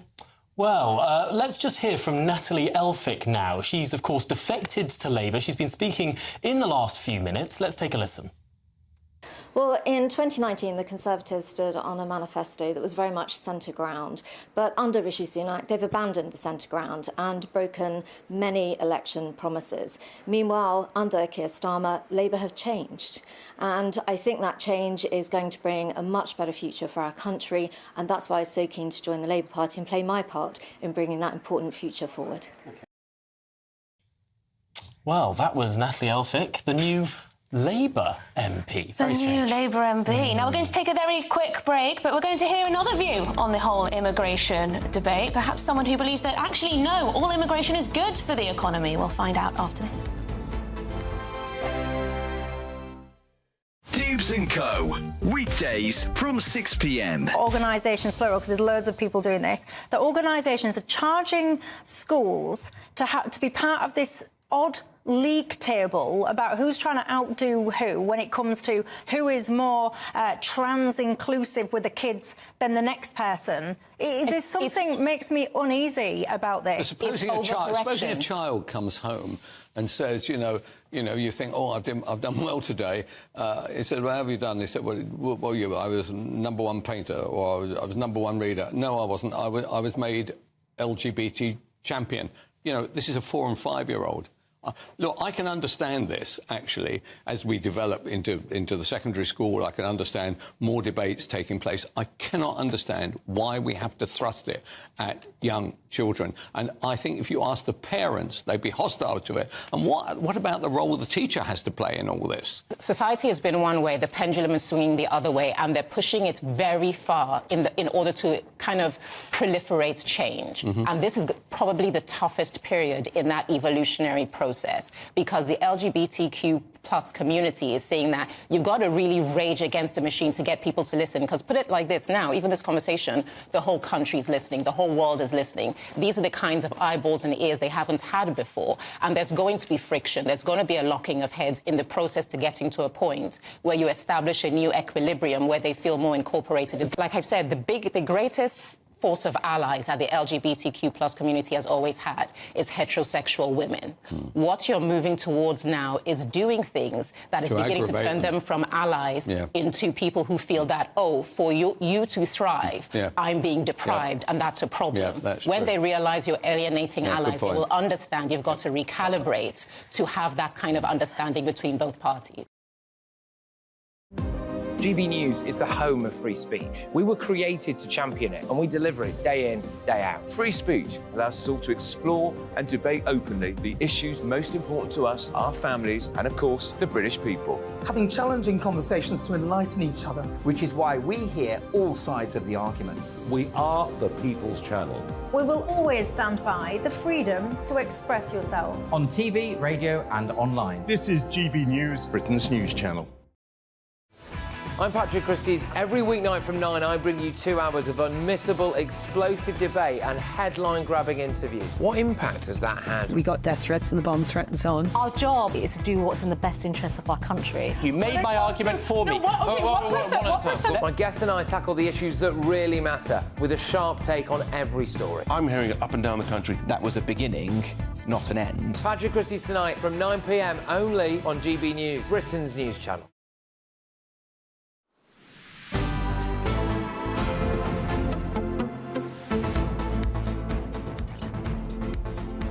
Good afternoon, Britain. It's 26 minutes past 1. Now, as we were discussing before the break, 2 former Conservative ministers are behind a new report by the Centre for Policy Studies. It claims that mass immigration has failed to boost our economy. Yes, it also argues it's putting severe pressure on housing, public services and infrastructure. Robert Jenrick and Neil O'Brien, who we just spoke to, are pushing the government to take on over 30 recommendations, including creating a Department of Border Security. And this is all to dramatically bring down immigration to that promised tens of thousands level. Well, joining us now is the Professor of Economics and Public Policy at King's College London, Jonathan Portes. Jonathan, I want to put to you the claims that Neil O'Brien made there, that there are some migrants who come to the country who are economically productive, but there are other migrants who come to the country who earn very, very little and actually take more in state benefits overall than they contribute to the economy. Yes, I'm glad you asked me that, because there were some very bizarre and frankly misleading claims being made just there. So, in fact, despite what you and Neil O'Brien said, recent migrants are very, very likely to have jobs. And indeed, the employment rate of people who are born outside the UK has gone up much faster than the employment rate. But Jonathan, just to jump in there, sorry to interrupt you so early. I just want to make this distinction. There are some jobs that are paid at such a low level, and perhaps for families whereby only one person works, there's a dependent who doesn't work, and maybe 2 children who go to school. When you add it all up that way, that's a net cost to the taxpayer rather than a net benefit. Let me take this in turn. So first of all, employment rates. So when Neil O'Brien talks about the very large upsurge in the numbers coming from outside Europe recently, he's absolutely right. But those people are, by and large, working. They're more likely to work than Brits. They're more likely to work than previous migrants. You, Emily, referred to people coming from the Middle East. Well, the issue there for many of them is that they're refugees or asylum seekers are often not allowed to work. So, yes, there is a problem there. It's a problem driven largely by government policy. But the big increase in immigration from outside the EU for work and study has been overwhelmingly from India and secondarily from Nigeria. And on average, those migrants actually earn slightly more than Brits. And the more recent ones are considerably Jonathan, let me more put this one to you. Let me put this one to you, because I know you're on top of all this stuff.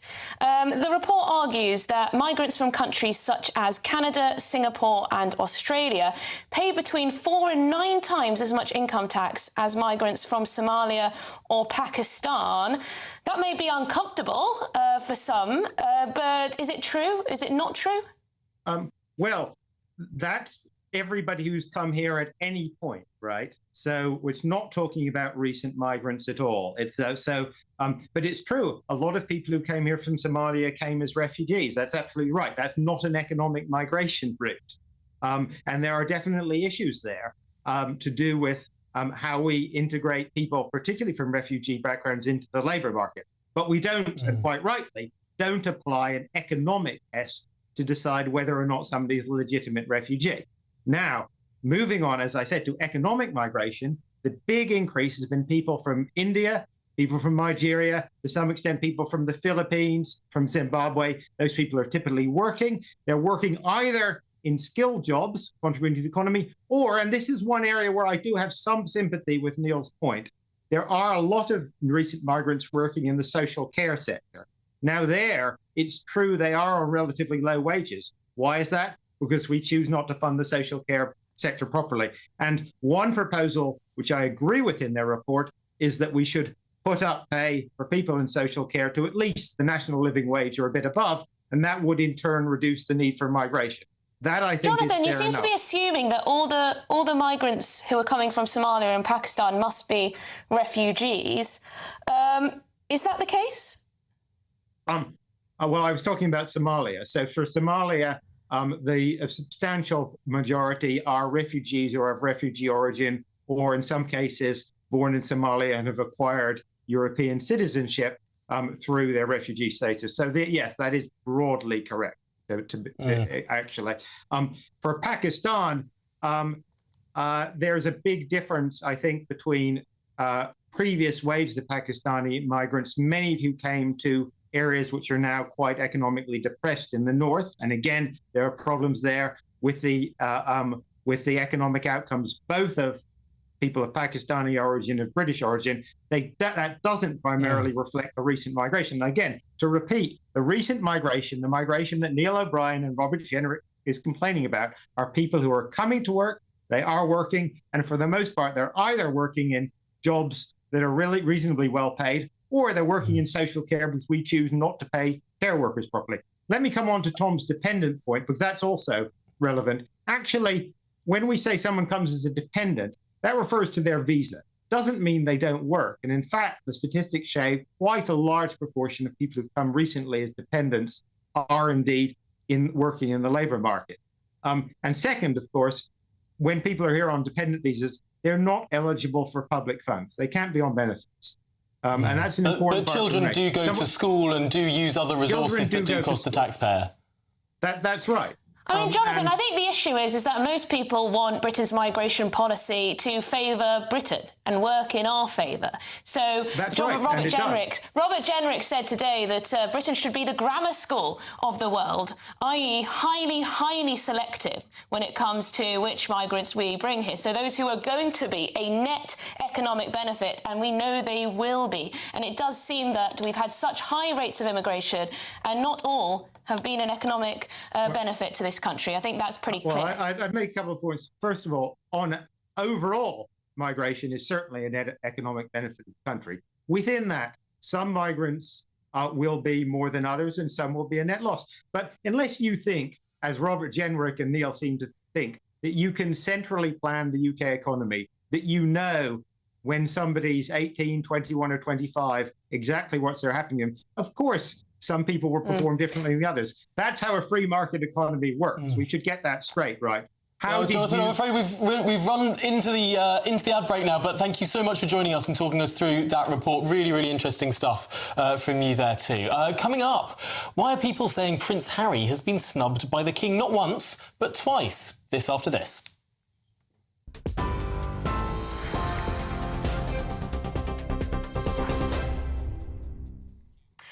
Tom, thank you very much and good afternoon. These are the top stories from the GB newsroom. The Conservative MP for Dover stunned her colleagues this afternoon, crossing the floor and joining the Labour Party.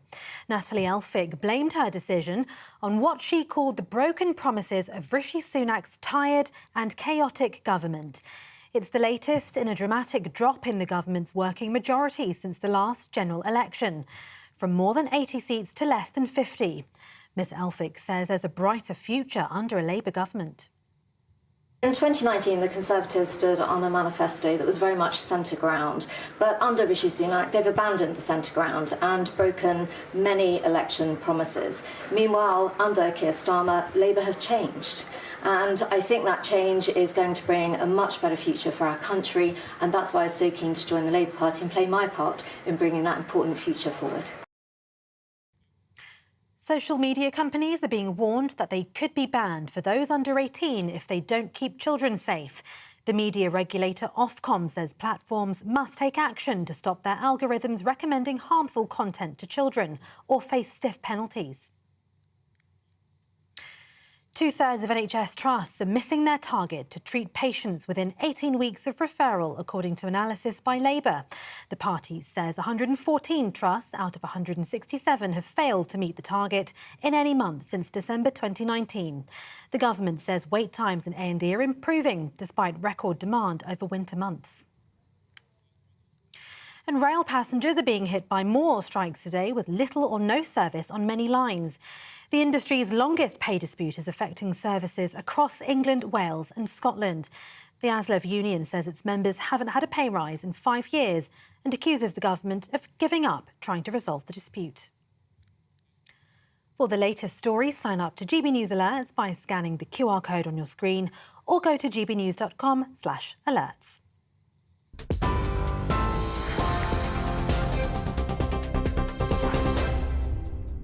Cheers Britannia Wine Club proudly sponsors the GB News Financial Report. Here's a quick snapshot of today's markets. The pound will buy you $1.2477 and €1.1615. The price of gold is £1,857 and 38 pence per ounce. And the FTSE 100's at 8,336 points. Cheers Britannia Wine Club proudly sponsors the GB News Financial Report. Good morning. Welcome to your latest GB News weather update, brought to you by the Met Office. Fog and mist should continue to clear through the rest of the day, bringing sunny spells for many of us. However, in the north and west, some rain is likely to arrive across parts of northwest Scotland. That's because weather fronts are still approaching these areas, but elsewhere, high pressure is building in. So that should bring plenty of dry weather and bright weather. The best of the sunshine will be across southeastern areas through this afternoon. There could still be some fog and low cloud lingering across eastern coast close to the North Sea, and we could also see some low cloud across the south coast as well later on today. But in the best of the sunshine, highs are 22, possibly 23 across central areas of England, eastern Wales as well. It will be that much cooler underneath the cloud and rain though across parts of the Highlands and the Western Isles, and that rain will likely turn quite persistent overnight and will push elsewhere into many areas of Scotland. We could also see some drizzly rain across parts of the Pennine and some other areas of northern England as well. So a cloudier night for northern areas. In the south though, it should stay dry and fairly clear, though we could see some mist and fog around, but it's likely to be another fairly mild start to the day on Thursday. And I think Thursday is going to be a warmer day than today. There'll be more in the way of sunshine for a wider area of the UK. Some mist and fog to start. That should clear much more quickly than it has done today. We will see a few more in the way of cloud bubbling up in the afternoon across southern areas. That could allow a shower to develop, but I think most areas should stay dry, and we could see highs of 24 degrees in the sunshine. The latest GB News travel. Hello, I'm Jules Buckley. The northbound M6, a collision being recovered at the moment. A lane shut around Stafford, 13 up to 14, slow going. Southbound M5, a broken down camper van means very slow, and lane 1 is out. Birmingham at 3 down to junction 4. Now 3 lanes are coned off on the anti-clock M25. It's from the Clackett Lane services to junction 5. Long queues back to Godstone at 6. There's a lorry fire there. At the southbound M3's queuing to an overturned car being recovered. There's a lane closure, Farnborough 4A heading down towards Hook at junction 5. And if you're heading for the trains today, many operators been affected by strike action, including Avanti West Coast, Chiltern, Cross Country, East Midlands, GWR, Heathrow Express, London North Western and West Midlands. Certainly worth checking before you travel. And for now, that's the very latest. You can stay up to date throughout the day by visiting our website gbnews.com. I'm Isabel Webster. Thanks for joining us on GB News, Britain's news channel. We're proud to be GB News, the People's Channel. And as you know, we always love to hear your views. Now, there's a new way of getting in touch with us at gbnews.com/yoursay. By commenting, you can be part of a live conversation and join our GB News community. You can even talk to me, Bev Turner, or any of the members of the GB News family.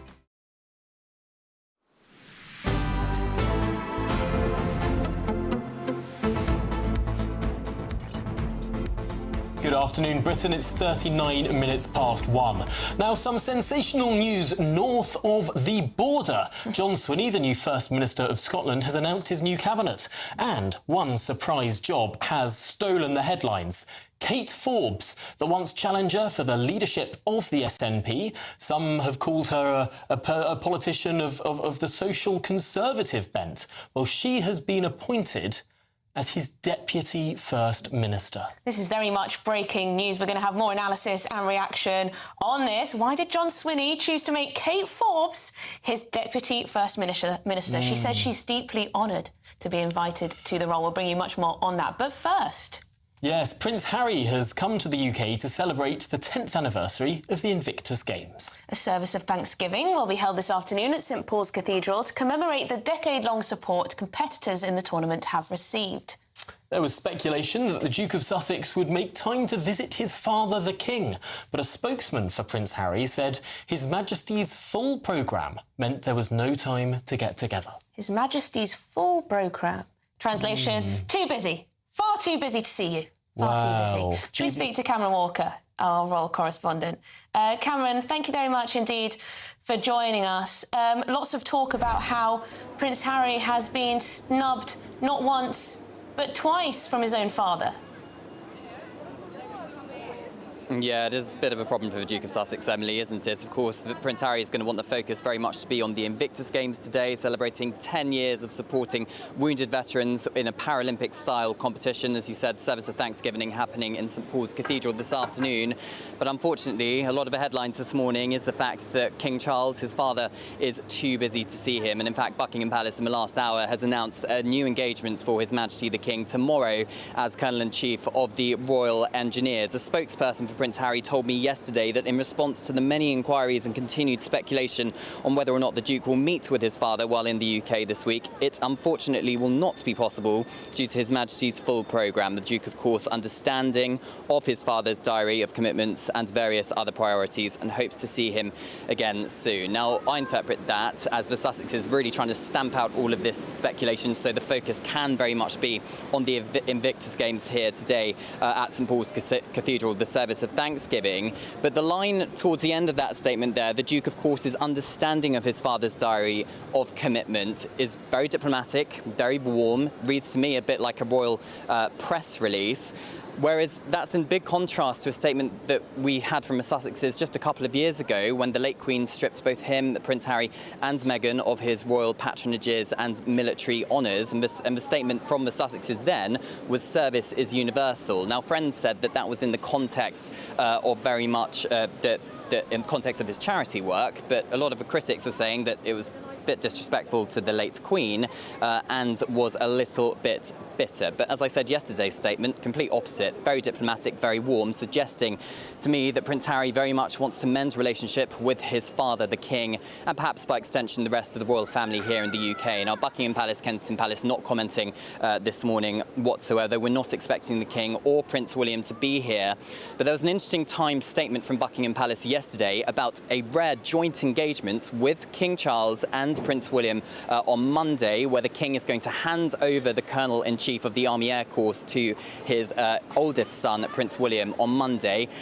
The cynic in me, I mean, the timing of that statement could very much just be a coincidence. The cynic in me says that perhaps it was times to suggest that King Charles and Prince William, their relationship is strong. Prince Harry and the King needs a little bit of mending. Meghan staying in California with her 2 children, I am told, but both Harry and Meghan flying to Nigeria later this month, a country which hopes to host the Invictus Games very soon, as well as celebrating its culture. Well, thank you very much indeed, Cameron Walker, our royal correspondent there outside St Paul's Cathedral. A very sunny St Paul's Cathedral. It's beautiful outside. It's beautiful outside. We're stuck in a studio. We're stuck in a studio, no, look behind us. It's glorious. No, it's glorious. We are, of course, sitting just across the river from the House of Commons, as you can see. Exactly. Now, we've got lots more to come. We're going to get the very latest from Scotland with this breaking news that Kate Forbes has been announced, has been appointed, invited to be the Deputy First Minister to John Swinney. What kind of deal has gone on behind the scenes, and will the Greens be at all happy about that? Might there be more rocky water for the First Minister ahead? More on that after this.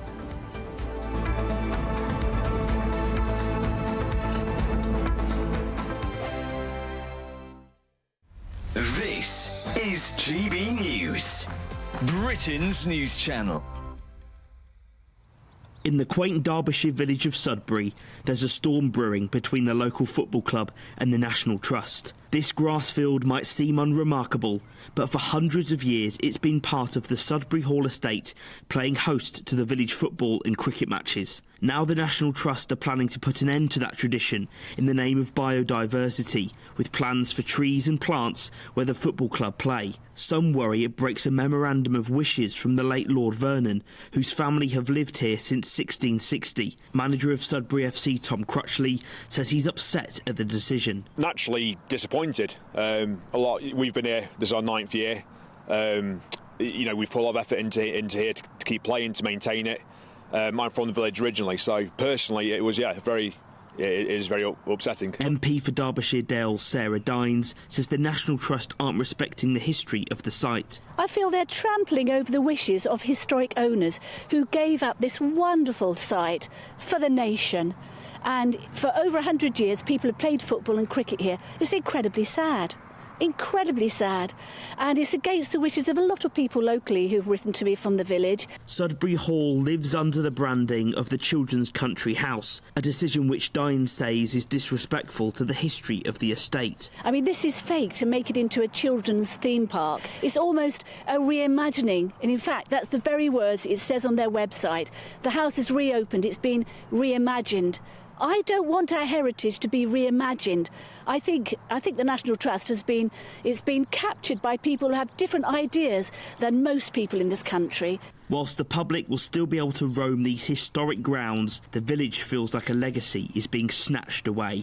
Jack Carson, GB News, Sudbury. 2024, a battleground year. The year the nation decides. As the parties gear up their campaigns for the next general election. Who will be left standing when the British people make one of the biggest decisions of their lives? Who will rise? And who will fall? Let's find out together. For every moment, the highs, the lows, the twists and turns. We'll be with you for every step of this journey. In 2024, GB News is Britain's election channel. Are the newspapers getting you down? My wife didn't divorce me that month. Struggling to separate the wheat from the chaff? I know that it's a bit of a circus at the best of times. Well, don't worry. Headliners has got you covered. We'll take the burden of reading the day's news, and if we get depressed, who cares? It's an occupational hazard, frankly. That's Headliners on GB News from 11 p.m. till midnight, and the following morning, 5 till 6 a.m. on GB News, the comedy channel. Nah, just kidding. Britain's news channel.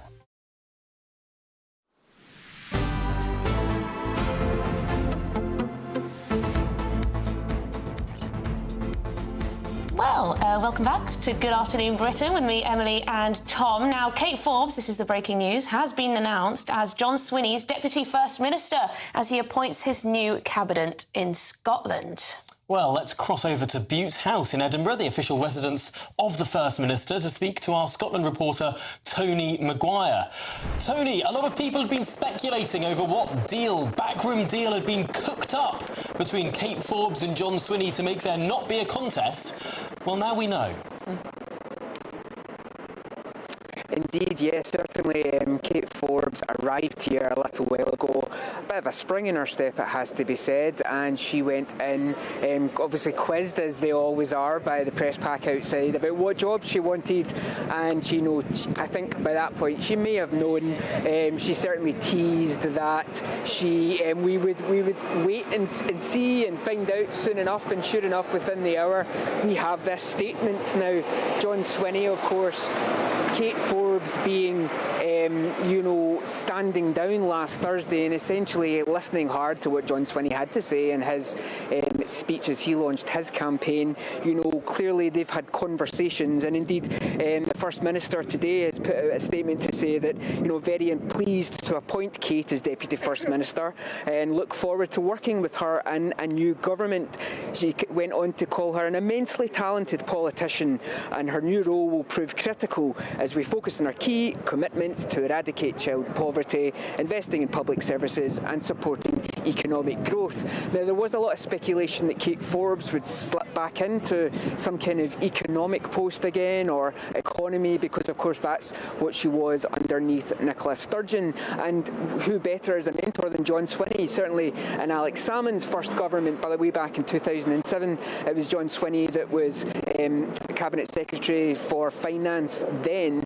And indeed, obviously, Scotland's financial woes, if you like, are going to be high up on the agenda. Now, Shona Robison, she is the outgoing Deputy First Minister. She has since tendered her resignation for that role to John Swinney earlier on this afternoon, and Kate Forbes will take that role. And it's interesting because John Swinney last Thursday, his slogan for his leadership was very much unite for independence. Now, the independence is a whole different conversation, but it's the unity within the party and without that is going to be some of his biggest challenges, and certainly Kate Forbes' appointment today is a big step towards that.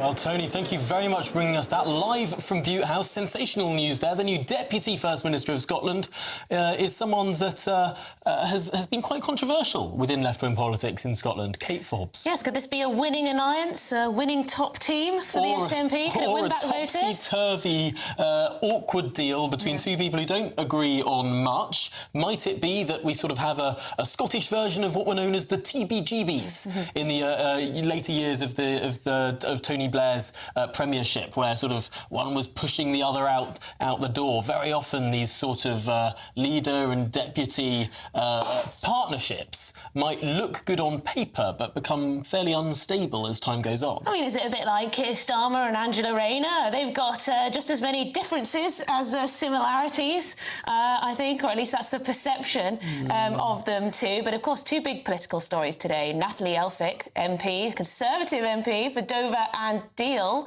in Kent, moving across the floor. Staggering move for the Conservative MP, who's been called very right-wing indeed. Yes, so Neil whether she O'Brien, belongs the in the Labour Conservative Party. MP, said that she was to the right of 9/10 of the Conservative Party, which suggests, well, is Sir Keir Starmer now trying to position his party to the right of that of Rishi Sunak? Quite extraordinary, really, seeing Keir Starmer cozying up with Natalie Elphicke and all this. I wonder if she's been offered something nice. Well, let's speak now to Hugh Merriman. He's a Transport Minister, Conservative MP, of course. Hugh, what on earth is going on within the Conservative Party that a fairly right-wing Tory MP, one of the most vocal of your colleagues on small boats, has seen fit to join the Labour Party?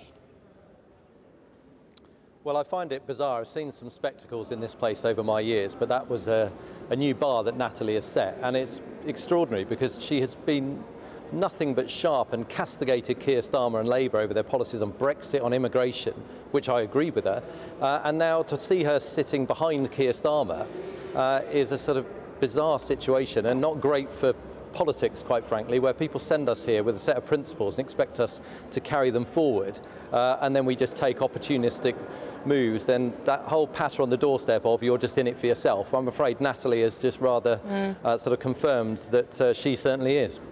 I mean, Hugh, she is right, though, that the Conservative government have so far failed when it comes to controlling the borders. They have so far failed when it comes to stopping small boat crossings, and they have failed to an extent on housing. Well, I mean, her point where she wrote an article for the Daily Mail, which was entitled "Don't Trust Labour on Immigration, They Really Want Open Borders," was a fair one. So she has to justify how she can castigate Labour for not backing the Rwanda plan, for not backing all the measures we've put in place to control small boats and bring those numbers down. They have been brought down by a third in a year. And now she goes from castigating the Labour Party for their soft touch on immigration to now backing it. And that matters to me because I'm a South Coast MP just down the South Coast from Natalie, and I know how important it is that we bring in a deterrent effect to stop the small boats, stop people losing their lives. You know, Natalie can't say one thing and then go and do another. Otherwise, it's a plague on all our houses as MPs. What if Natalie is just simply sticking to her true Conservative principles? And she's joining a party that has criticised the Tory party for raising taxes. She's criticised the Tory party for blocking businesses being able to build, whether it's new energy or wind turbines or housing. She's been very vocal on the lack of planning reform from this government. It could be that the Labour Party comes in and brings about the biggest reform since Margaret Thatcher in terms of letting businesses get on and do things without the need for government permission. Well, look, if you don't take my view in terms of Natalie and her position, how bizarre this is, then take it from the Labour debates that you'll actually see of MP after MP on the Labour side absolutely going for Natalie Elphicke because they don't agree with what she says, and she didn't agree with what their policies were, and now she sits with them. So, I mean, that's the greatest evidence you'll actually find. Don't take my view from it, just watch it. It's complete hypocrisy. Everyone knows it's hypocrisy. You can't get elected, you know, with strong views on Brexit, on immigration, on other matters, and get those Conservative voters voting for you, and then castigate the Labour Party over the years in Parliament and then join them. The Labour Party does appear to be an awfully broad church at the moment. You've got Zara Sultana and then Natalie Elphicke. Very broad church indeed. But Hugh, let's be frank here. It doesn't look good for the Conservative Party, does it? What's your majority now? Gone from about 80 to 40? 38 now. 38 is your majority. Yes. Look, I don't think it looks good for politics, quite frankly. It's above party politics to me. When you're elected by your constituents, who, let's be honest, they're not voting for us as individuals, for Natalie Elphicke, Hugh Merriman. They're voting for us as Conservatives and who they want as their Prime Minister. And when you just jump ship for the sake of your career... They voted for Boris Johnson as Prime Minister by that argument. Natalie Elphicke says in her statement that the elected Prime Minister was removed in a coup by Rishi Sunak. Well, in that case, she should have jumped ship sometime previously. Again, that doesn't stack up. You know, why has she actually gone through 2 leadership rounds, voted herself in it, and then decided that actually that was all wrong, she shouldn't be in that party? I mean, it doesn't stack up. Any reasonable person watching this will see it's all about her. She's decided to jump ship because she's obviously got something that she thinks will advance her career. But the whole of politics doesn't advance when people don't stick with their set of principles. You cannot change from being a Conservative MP to a Labour MP. There's too much clear blue water to explain it away for anything apart from... The next Great British Giveaway winner could be you, with a massive £20,000 in tax-free cash to be won. Imagine how you'd react getting that winning call from us. Hi, my name's Phil Cox, and I won the Great British Giveaway. I'd say, why not? What is it? The price of a text and £2 to enter. And if I can win it, anybody can win it. And they're going to get even more money this time round, so why wouldn't you go in the draw? For another chance to win £20,000 in tax-free cash, text PRIZE to 63232. Text costs £2 plus 1 standard network rate message. Or post your name and number to GB05 PO Box 8690 Derby DE1 9TT. UK only. Entrance must be 18 or over. Lines close at 5 p.m. on the 31st of May. Full terms and privacy notice at gbnews.com/win. Please check the closing time if listening or watching on demand. Good luck. Join me, Camilla Tominey, every Sunday at 9:30 when I'll be interviewing the key players in British politics and taking them to task. This report basically says that he's not fit to stand trial. With an upcoming election looming over Westminster, now is the time for clear, honest answers. I agree. And that's precisely what I'll get. Is he indecisive? Incompetent? That's the Camilla Tominey Show at 9:30 every Sunday on GB News, the People's Channel, Britain's election channel. GB News is the home of free speech. We were created to champion it, and we deliver it day in, day out. Free speech allows us all to explore and debate openly the issues most important to us, our families, and of course, the British people. Having challenging conversations to enlighten each other. Which is why we hear all sides of the argument. We are the People's Channel. We will always stand by the freedom to express yourself. On TV, radio, and online. This is GB News, Britain's news channel.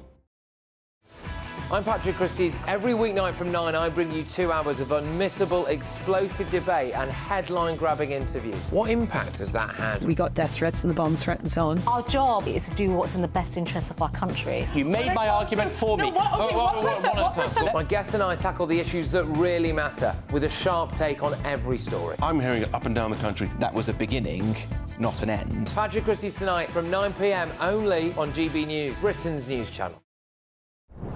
I'm Christopher Hope. And I'm Gloria Di Piero, bringing you PMQ's live here on GB News. Whenever Parliament is in session on a Wednesday at midday, we'll bring you live coverage of Prime Minister's questions. We'll be asking our viewers and listeners to submit the questions that they would like to put to the Prime Minister, and we'll put that to our panel of top politicians in our Westminster studio. That's PMQ's live here on GB News, Britain's election channel.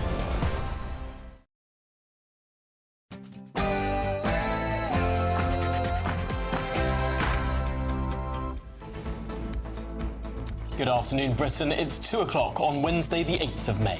Another Tory MP defects to Labour in a hammer blow to Rishi Sunak. Natalie Elphicke says her former party has become a byword for incompetence and division. Got more analysis and reaction to come.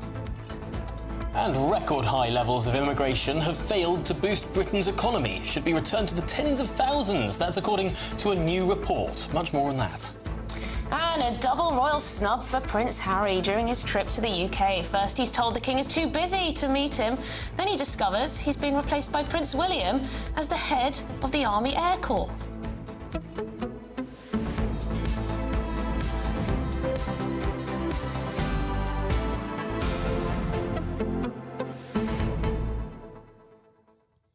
It is pretty stunning news that in the last couple of years we've now had 3 defections from the Conservatives to the Labour Party. Add that to a number of by-elections and some suspensions too, as well as defections to other parties like Reform and Reclaim briefly, although Andrew Bridgen's now sitting as an independent. All of that churn means that that 80-seat majority won by Boris Johnson in 2019 is now just a 38-seat majority. You call me a cynic, Tom, but I think this is all about self-interest. You don't just suddenly wake up and go from a Hayekian to a socialist, do you? You don't suddenly discover the joys of socialism after you've been a Conservative politician for X amount of years and you're facing a general election. Wasn't it Jacob Rees-Mogg who once called Rishi Sunak a socialist? Well, yes. Perhaps if you're a member of Parliament for a party that has raised the tax burden, that has presided over a lack of Brexit reforms, that hasn't repealed all of those EU directives, that hasn't been able to get through any significant privatisation, actually has nationalised more train lines than anything that it's privatised in the last few years, you could make the argument that this government isn't particularly Conservative, so why not throw your lot in with the other guys? Here we go. Tom Harwood asking you if you think the Conservative Party is socialist, and therefore it makes no difference whether Natalie Elphicke defects to the Labour Party. I think you can make a strong argument that Tony Blair's government was more Conservative than this government on levels of tax, on levels of spend, on attitude towards regulation, an introduction of markets within public services. I think you could make the argument that Tony Blair was to the right of this government. I think the argument against that is that at least most Conservative MPs, at least the ones we speak to, do want taxes to go down. They do want to be more Conservative. No, they don't. But, when Liz Truss reduced tax, when Liz Truss abolished the top rate of tax from 45 to 40%, the level it was under Tony Blair, Tory MPs rebelled. In the context of a pandemic and crippling debt, I should say. But let us know what you think. I mean, Andrew says here, will the last Tory MP out please turn off the lights? Thank you. So there you go. Let us know, gbnews.com/your say. Has Natalie Elphicke moved from one socialist party to another? Well, let's get much more after your headlines.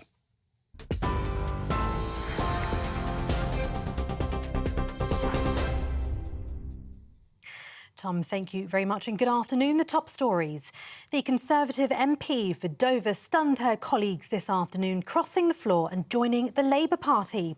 Natalie Elphicke blamed her decision on what she called the broken promises of Rishi Sunak's tired and chaotic government.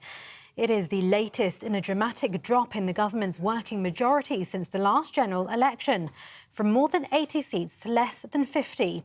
Today's defection was announced by Sir Keir Starmer just moments before Prime Minister's questions.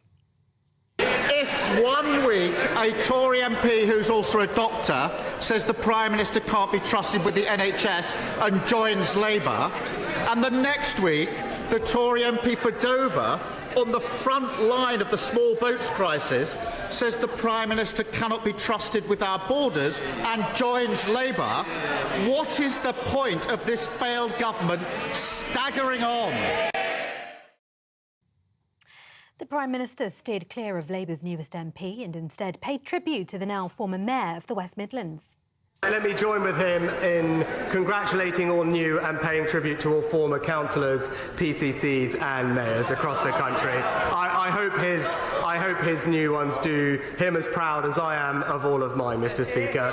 Great leaders like Andy Street, who leave behind a strong legacy of more homes, more jobs and more investment, in sharp contrast to the legacy left by the last Labour government, which was a letter joking that there was no money left. Speaking shortly after defecting, Ms Elphick says there's a brighter future under a Labour government.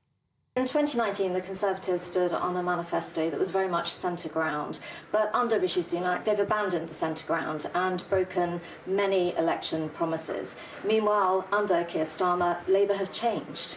And I think that change is going to bring a much better future for our country, and that's why I was so keen to join the Labour Party and play my part in bringing that important future forward. To other news, Scotland's new First Minister has appointed Kate Forbes as his deputy. The former Finance Secretary says she's deeply honoured to accept the invitation. Ms Forbes, who ran against Humza Yousaf for the top job, takes over from Shona Robertson, who remains in Cabinet in another position. Social media companies are being warned that they could be banned for those under the age of 18 if they don't keep children safe. The media regulator Ofcom says platforms must take action to stop their algorithms recommending harmful content to children. Its draft Children's Safety Codes of Practice sets out how it expects some of the world's biggest online platforms to protect children online and penalties for companies who fail to comply. Energy Security and Net Zero Secretary Claire Coutinho told GB News the UK aims to be the safest in the world.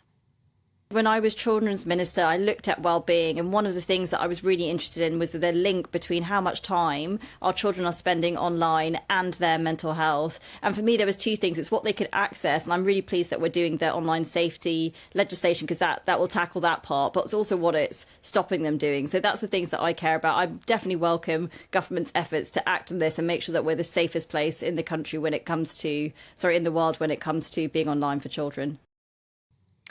Two-thirds of NHS trusts are missing their target to treat patients within 18 weeks of referral.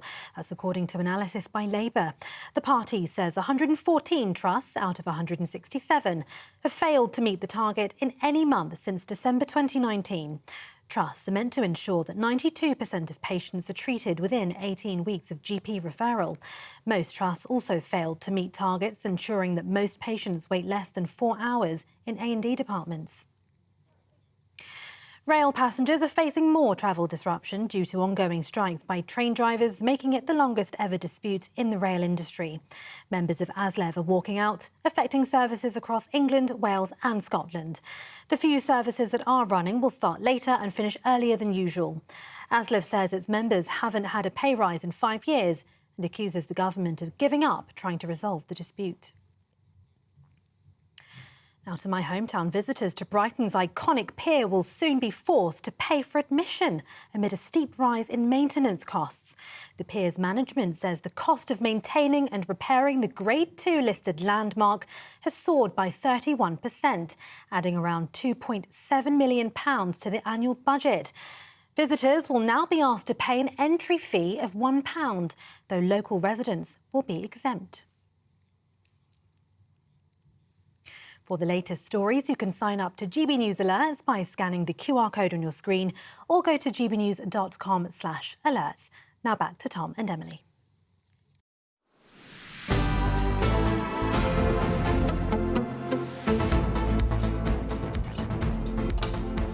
Good afternoon, Britain. It's 8 minutes past 2. Now, the Conservative MP for Dover, or should I say former Conservative MP for Dover, Natalie Elphicke, has defected to the Labour Party. Yes, it's the latest blow for Rishi Sunak. Elphicke says Keir Starmer's party looks to the future, building a Britain of hope, optimism, opportunity and fairness. And platitudes. Well, we're joined now by the Deputy Editor of Conservative Home, Henry Hill. And Henry, no one saw this coming. No, it's really, of all the defections, quite a baffling one, because Natalie Elphicke, as you were saying in an earlier segment, has traditionally been quite a right-wing Tory MP. And you read her statement, and it's all over the place. Apparently, she's crossing to the Labour Party because the Tories have abandoned the centre ground. But she's also furious that the Tories have staged a coup against Liz Truss, who is nobody's idea of a centre ground Prime Minister, whether you love her or loathe her. So it's a very strange decision. And again, on small boats, being angry at the government for failing to get a grip on small boats, absolutely. But thinking that Labour has a solution on small boats? If it is, they're keeping very quiet about it. They keep talking about how they're going to clear the backlog and so on, but everything that they've said suggests that really what that means is they're going to wave a load of people through, approve a load of people staying and therefore get the numbers down. So it is a very strange decision.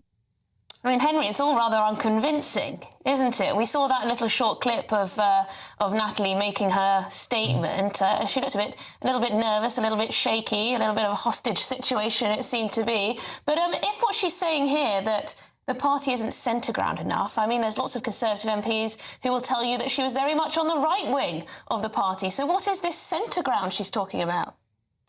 Yeah, I've got no idea, because also both of the big things that she leads on in her statement, housing and illegal immigration, the only way around those is a big break from the historic status quo, right? Like progressives criticised the Rwanda scheme, but you need something to stop people getting here and staying here in essentially unlimited numbers. Housing, you need a huge break with the political centre where it's been for the last Henry, 20 on that years point, on that point, I put it to you that this is much more about housing than it is about migration.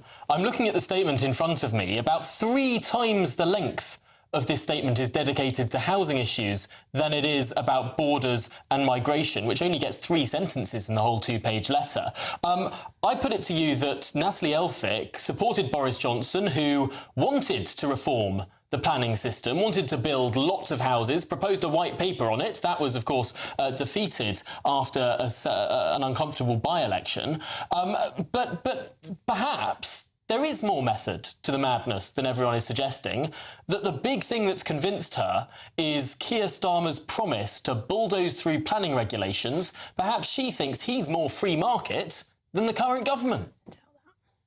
I think the problem is that if you read Natalie Elphicke's positions on housing, and she's written quite extensively on it, including for Conservative Home, building millions of houses is not at the top of her list. She's one of those people whose primary method of dealing with the crisis is even more government-backed loans for first-time buyers to get them on the housing ladder, which means obviously pumping even more credit into a supply shortage. She has written that the private rental experiment has failed and that the only 2 forms of housing that we should be looking at is owner occupation and social housing, which implies a huge increase in social housing. She backs rent freezes in order to try and protect renters. Well, Henry, then she's not a right-winger at all, is she? You're saying that she's been this massive right-winger. You're being disingenuous. You've just listed a bunch of socialist policies. She's not going to be looking to the Labour Party for free market policies, Well, let's listen to what Henry's just said, because, Henry, you've just listed the many, many ways in which Natalie Elphicke is not a right-winger at all.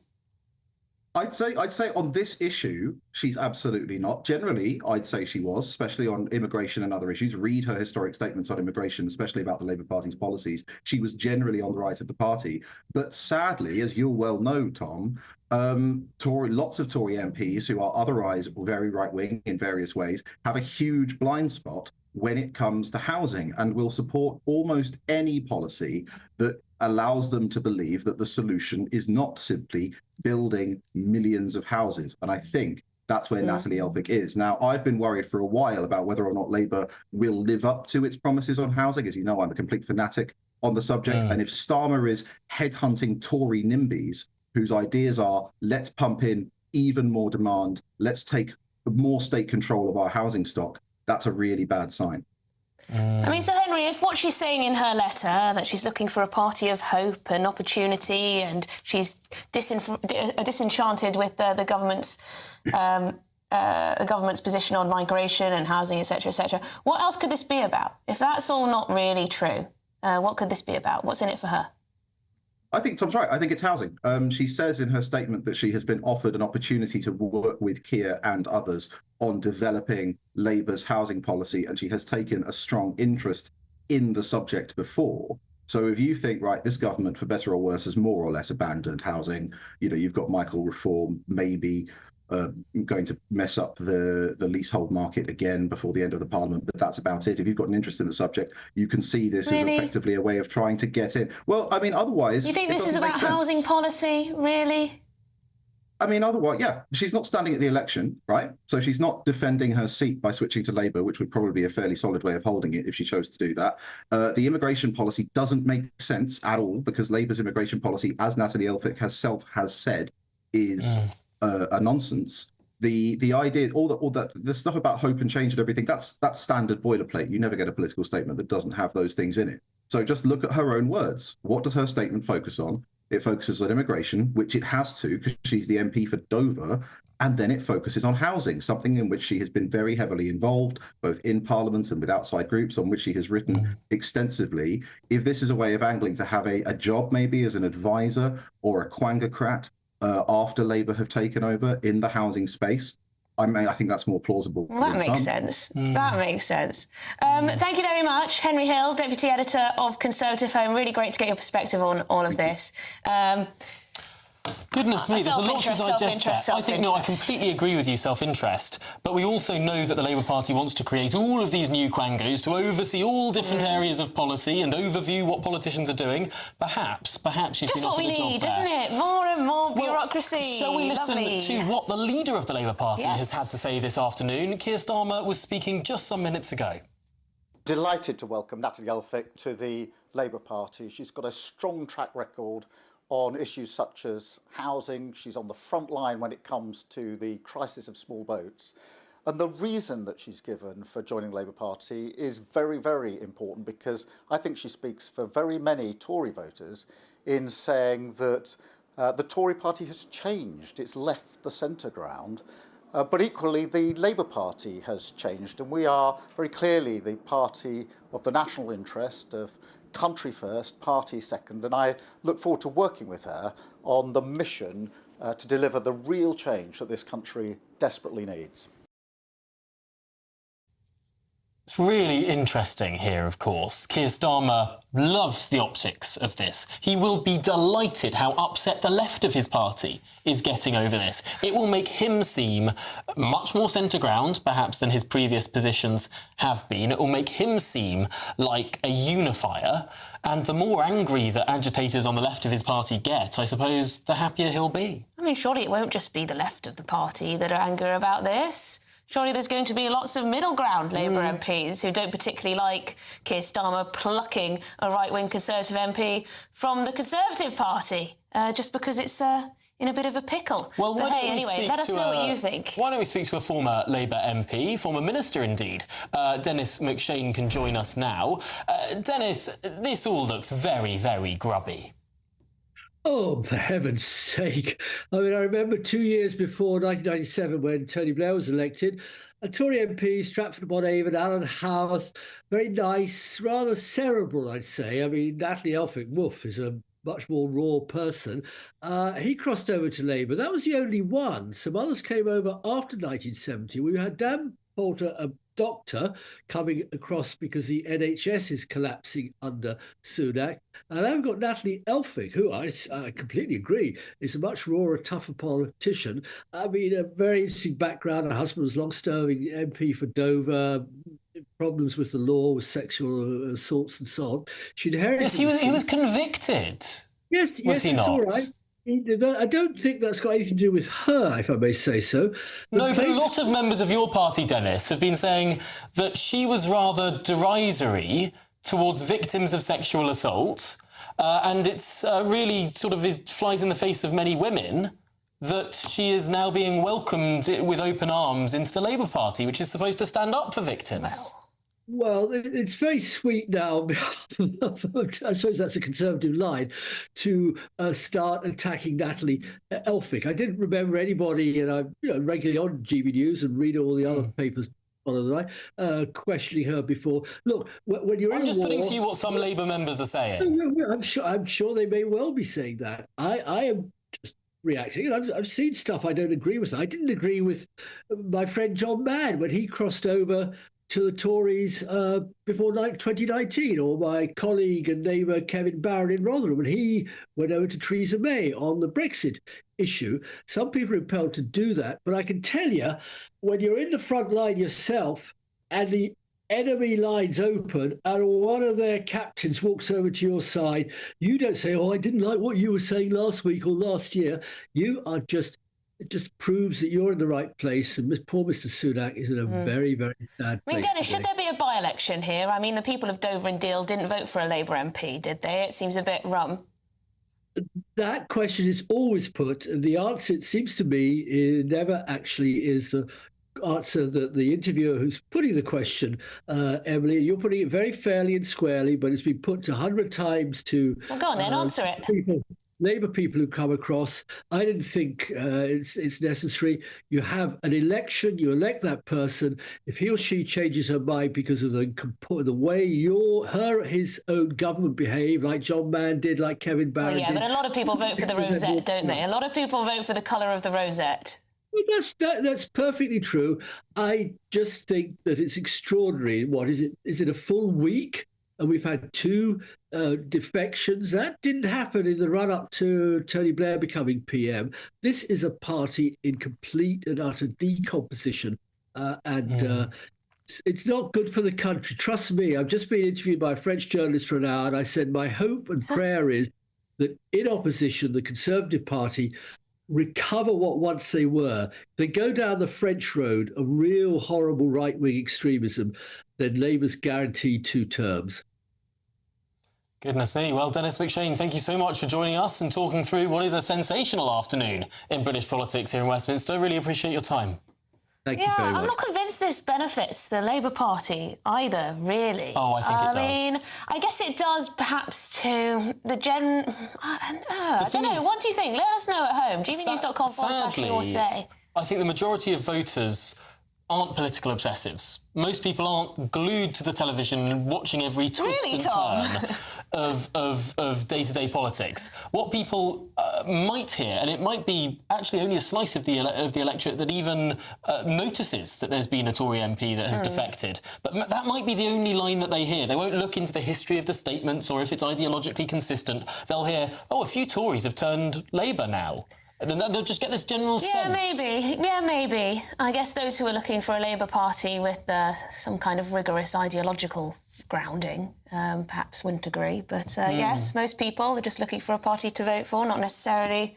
they don't necessarily need to know exactly what type of politician Natalie Elphicke was. No, and I think most people don't really want a Labour Party that's sort of rigidly ideological. Most voters probably look for something a bit more pragmatic. But as from we've the seen, Labour lots of Labour MPs aren't best pleased, I imagine, with this. Might be the difficulty might come further down the line with party management more than immediate PR effects.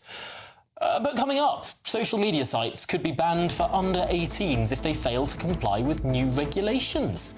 But should it fall on parents to protect their children online? That's the debate we'll be having after this short break.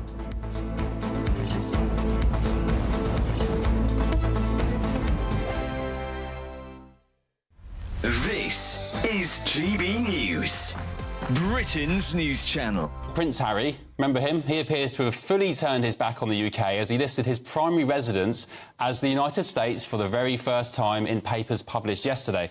So interestingly, Harry listed the date on the formal US residency forms as the 29th of June 2023, last year. So that was the very same day he was kicked out of Frogmore Cottage in Great Windsor Park by his dad, the King. Charlotte, thank you for joining me. Okay. Are we just putting two and two together here with the significance of this date? Because there were stories during the rounds today that Harry chose that date specifically because he was so hurt about being booted out of Frogmore by his dad. Yeah, I mean, to me it feels like he's trolling his dad a bit, because he could have said that he's been a US resident since 2020 when he quit the UK and moved to the States, but instead he chose the exact day that his dad kicked him out of Frogmore. But the reason his dad kicked him out of Frogmore was because he'd slagged off Camilla in Spare. And, you know, and his dad, apparently it was a really difficult decision for Charles, because, of course, no dad wants to kick their son out of their home. But he went beyond the pale. So Charles took the difficult decision to say, look, Frogmore's been empty for years anyway. We've spent £2.4 million doing it up for you. And now you've, you know, insulted our family in your book, Spare. Why is he so hung up on Frogmore? Because this is the country he was desperate to get away from. This is a house he didn't particularly want to live in and, in fact, didn't live in. Well, he was forced, by the way, to pay £2.5 million to fund the renovations after it all kicked off. I mean, would that have anything to do with... Yeah, I mean, I'm sure that sort of galvanised his anger towards the whole situation. He thought he was getting a fantastic freebie. And there was, you know, there were a few reports at the time that Meghan actually thought she was moving into Frogmore House, which is a much grander property. And she sort of felt a bit sort of tricked or confused and hadn't quite realised it was actually a cottage, which is only a mere, I think it was only a mere 8 bedrooms. If you want your news to be straight talking... This is a nightmare for the Conservatives again. Down to earth. It's not just Nottingham where this is happening, is it? And most importantly, honest. Hard-working, middle-class taxpayers, they'll get the book thrown at them. Then catch me, Martin Daubney, Monday to Friday, 3 till 6 p.m. on GB News, Britain's news channel. I'm Gloria Di Piero. This is GB News, Britain's election channel.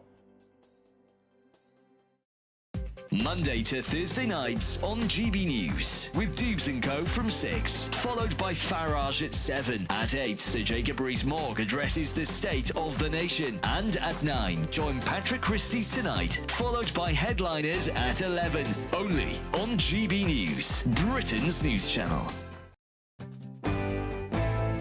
I'm Christopher Hope. This is GB News, Britain's election channel.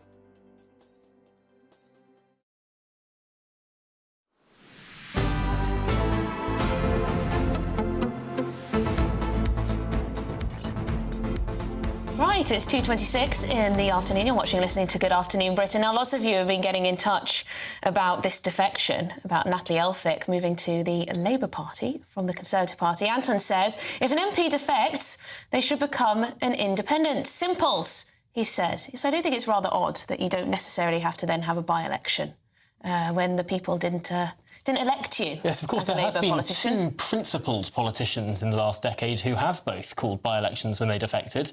They were Douglas Carswell and Mark Reckless, both defecting from the Conservatives to UKIP. But they called by-elections, and actually it was the best thing that they could have possibly done, because they won those by-elections, and it was a huge PR coup for the party. It showed that they could actually win. It's a bit odd that there aren't by-elections happening for all the defections that are going on right now. Yes, well, maybe they're more concerned that they wouldn't, or because perhaps we're so close to a general election, maybe that's the get-out excuse. Alan says, good work, Dennis McShane. Keep reminding the country about that disaster, Tony Blair. Andrew says, breaking news, Starmer has crossed the floor. Wait, no, he only got halfway and changed his mind. Well, this is the thing. I think some people will see this as, you know, Keir Starmer not being particularly principled either. I do take your point that most people aren't watching this, you know, with their spectacles out, with a magnifying glass, going through absolutely everything. But I do think it does look a tad unprincipled that you're happy to have a Conservative MP who's known as being extremely right-wing by at least her colleagues, just to, you know, nab her up. I do think that Starmer has made the calculated decision, and made it some time ago, that he's going to take the hit for being unprincipled and would rather say whatever is popular on any given day, and think that that's probably better for his political career than sticking by what he said 3 years ago, or even perhaps 3 weeks ago. Yeah, I mean, Meghan agrees with me. She says Emily's correct. Defections don't benefit the opposition. It just makes them all look like hypocrites. Yes, I think it just makes the whole, or the Commons and the politics and all the machinations and everything. But then doesn't that feed into the change narrative that the Labour Party want to present? If it makes all politicians look like crooks, then, oh, get out the government, let's get in a different government. That sort of feeds into that sort of idea. They're all part of it. They're all part of it. Yeah. I think it just breeds apathy. because, you know, you vote for someone and then you find out that they're switching over. But hey. No, it is an interesting point, though, and I come back to this idea of housing being what has actually pushed her over the line, because it is remarkably... Everyone's talking about the borders and the boats. In this entire two-page or defection statement, you have maybe 3 sentences max on small boats. That's it. Of the whole thing, 3 sentences OK, maybe max. it's a pitch for a housing job. I can't escape the feeling that this is all about self-interest. But, you know, I don't know for sure. But let us know what you make of it. I mean, John says, how low can they go? How low can they go? He's using they, you know. So that sort of attitude that all of them are the same, which I don't think that's fair necessarily, but you can see why people feel that way, can't you? You certainly can. It does seem like a very curious one, and I suppose the question on everyone's lips now here in Westminster is we have 3 defections straight from the Labour Party, from the Tory party to the Labour Party. The question will be who's next? Will there be any more? Well, Anton says the crossing of the House by Tory MPs is a simple Conservative plan to infiltrate the Labour Party and establish a 5th column in their ranks. I mean, Anton, that's a wild suggestion, but, you know, it's a view. It's a view, it's a possibility. I suppose if you had 200 Conservative MPs defect, they could take control of the Labour Party, dislodge Keir Starmer. Yeah. I mean, it's a wild madcap scheme, but perhaps desperate times call for desperate measures. Well, we've got lots more on this and everything else that we're talking about today, including that immigration report in just one tick. But let's get your headlines.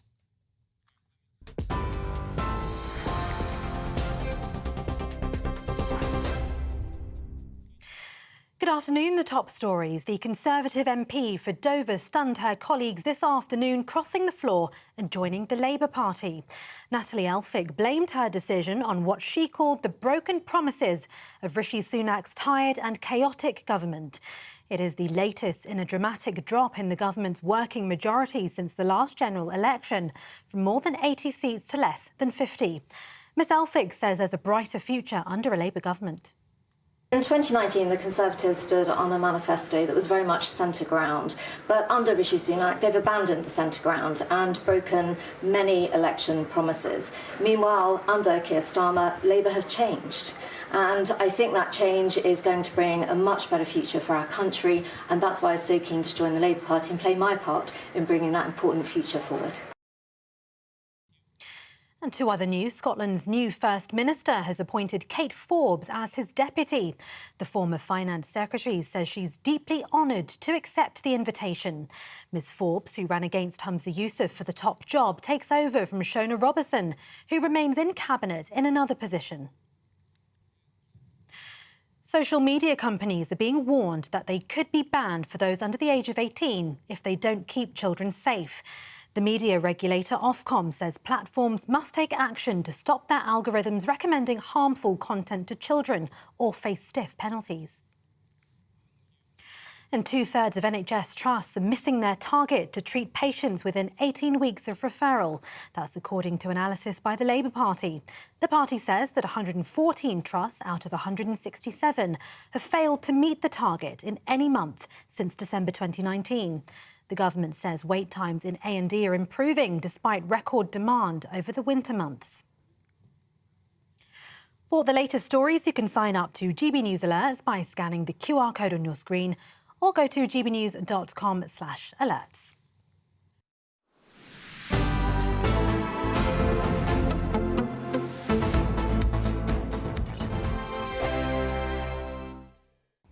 Good morning. Welcome to your latest GB News weather update brought to you by the Met Office.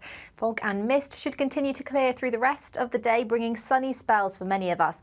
However, in the north and west, some rain is likely to arrive across parts of northwest Scotland. That's because weather fronts are still approaching these areas, but elsewhere, high pressure is building in. So that should bring plenty of dry weather and bright weather. The best of the sunshine will be across southeastern areas through this afternoon. There could still be some fog and low cloud lingering across eastern coast close to the north Sea, and we could also see some low cloud across the south coast as well later on today. But in the best of the sunshine, highs are 22, possibly 23 across central areas of England, eastern Wales as well. It will be that much cooler underneath the cloud and rain, though, across parts of the Highlands and the Western Isles, and that rain will likely turn quite persistent overnight and will push elsewhere into many areas of Scotland. We could also see some drizzly rain across parts of the Pennines and some other areas of northern England as well. So a cloudier night for northern areas.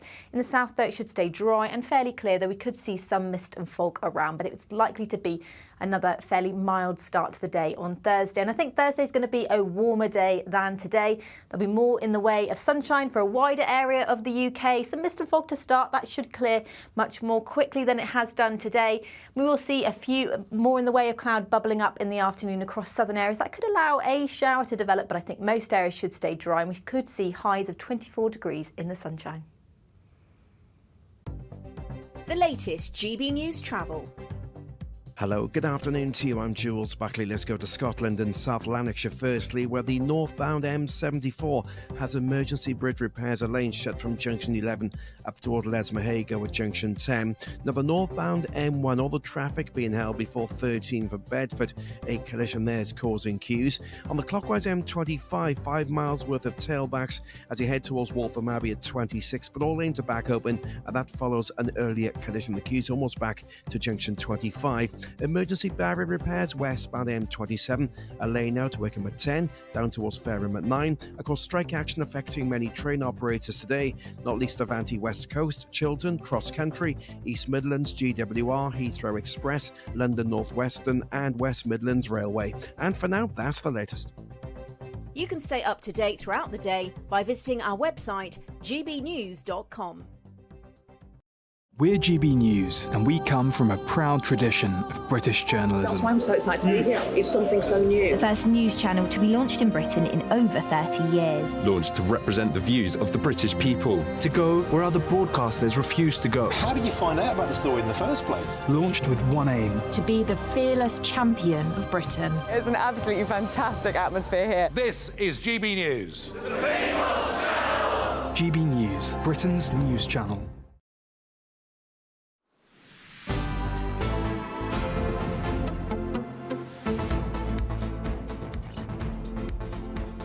Good afternoon, Britain. It's 36 minutes past 2. Now, Prince Harry has come to the UK to celebrate the 10th anniversary of the Invictus Games. Yes, a service of thanksgiving is being held this afternoon at St Paul's Cathedral. That's to commemorate the decade-long support competitors in the tournament have received. Well, there was speculation that the Duke of Sussex would make time to visit his father, but a spokesman for Prince Harry said His Majesty's full programme meant there was no time to get together. Yes, so he's essentially saying his father has snubbed him there. Well, GB News Royal correspondent Cameron Walker joins us now. Cameron, do you reckon that the King just doesn't fancy meeting him, that too much has happened? Well, I think there's 2 points to this. I think the first is that, of course, the royal family, you have to remember, is not like any other family, and it does actually take a lot of logistics and planning for various members to meet up with each other. And in fact, Buckingham Palace in the last couple of hours has announced that the King is very busy tomorrow at an event as Colonel-in-Chief of the Royal Engineers. But you would have thought, wouldn't you, I think, to you or I, that there would be at some point, perhaps 10 minutes in the diary to meet his youngest son, but we have had that confirmed that that is not the case. Now, Prince Harry arrived in the UK yesterday. He was at some Invictus events yesterday afternoon, and this afternoon at St Paul's Cathedral is the service of thanksgiving at St Paul's Cathedral for his Invictus Games. He set it up 10 years supporting wounded veterans from across the world in their recovery through Paralympic-style competitions around the world. And he'll, of course, want the focus to be very much on that. But inevitably, as you alluded to there, Emily, the spotlight has shifted, unfortunately, this morning to the fact that it has been confirmed that King Charles will not be meeting Prince Harry while he is in the UK. His spokesperson, Prince Harry's spokesperson, confirmed that to me yesterday and also said that Prince Harry totally understands that King Charles has a very, very busy diary.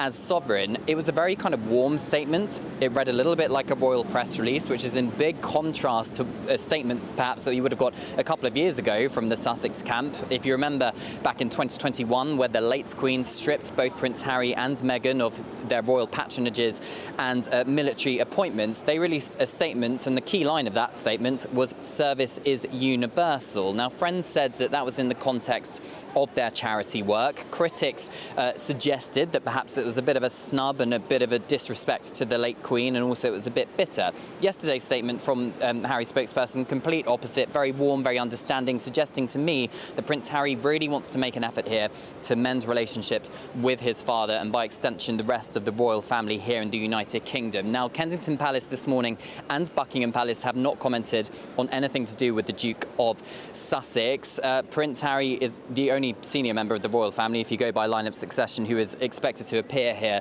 this afternoon. King Prince William will not be here. As I said, they have a joint engagement next week. And that timing of that announcement coincided with Prince Harry arriving in the UK yesterday.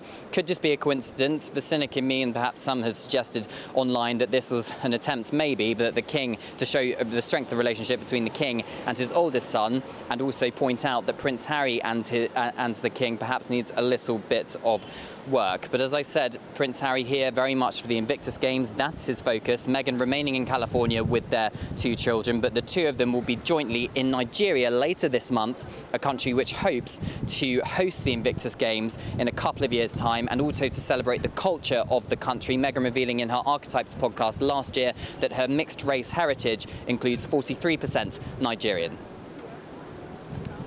Thank you very much indeed, Cameron. Really great to speak to you. Thank you so much. Cameron Walker there, of GB News royal correspondent.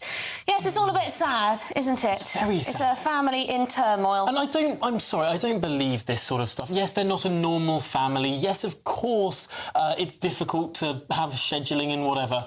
They can't find half an hour for a cup of tea. I mean, it's not like it's a formal event. I mean, when the King gets back home, Prince Harry could just drop round, say hi. I think there's more going on there than scheduling problems. I mean, there's lots of people who will tell you that the King simply does not trust his son, which is a horrible place to be as a father. And I don't know if there's any sense of guilt from Prince Harry at all.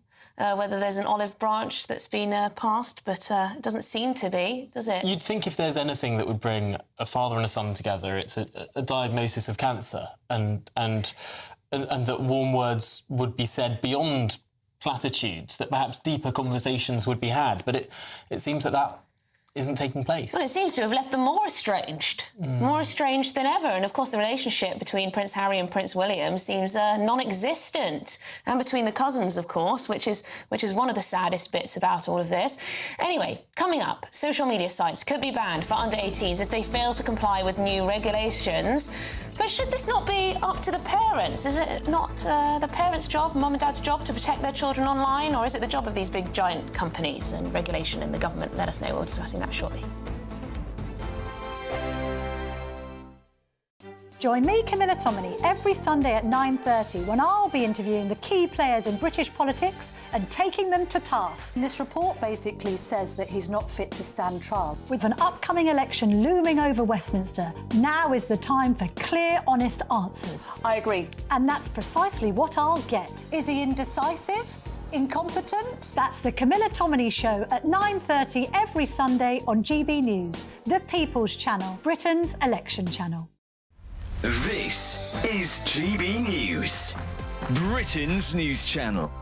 Welcome to Scotland, home of Humza Yousaf's hate crime law, aka the Clypes Charter. Clype, a delightfully Scottish word for a grass, a snitch, or in the context of Russell Finley's opening gambit during the hate crime debate at Holyrood last week, reporting your friends, family and neighbours to the police for alleged hate crimes. The SNP responded by doubling down on the new law's ability to protect vulnerable victims. I am confident that we have robust legislation that will protect those who are vulnerable to harm. But other victims are emerging in the wake of this new legislation, as the bill moved through Parliament concerned rows of police inundated with vexatious complaints, targeting individuals who had committed no crimes. The first fortnight of the new law gave rise to nearly 9,000 complaints. The vast majority, at least 95%, have been deemed not to be crimes. False reporting is nothing new, A social post from Scottish Conservative Murdo Fraser was flagged by a trans rights activist in November. Police decided that no crime had been committed, but nevertheless that was recorded as a non-crime hate incident. And Alba Westminster leader Neil Hanvey says he too has been targeted under pre-existing legislation. I've been the victim of at least one of those complaints, and that's taken up the time of police officers. Thick skin can be expected of our elected officials, but what about the public? 74-year-old Morag McDougall-Brown says she was reported to police by a neighbour, and the experience has taken its toll. I hate to think that anybody like me or similar to my age would ever have to go through this, because I really don't think I will ever go over it. I'm Patrick Christie's. Every weeknight from 9, I bring you 2 hours of unmissable, explosive debate and headline-grabbing interviews. What impact has that had? We got death threats and the bomb threat and so on. Our job is to do what's in the best interest of our country. You made my argument for me. My guests and I tackle the issues that really matter, with a sharp take on every story. I'm hearing it up and down the country. That was a beginning, not an end. Patrick Christie's tonight from 9 p.m. only on GB News, Britain's news channel.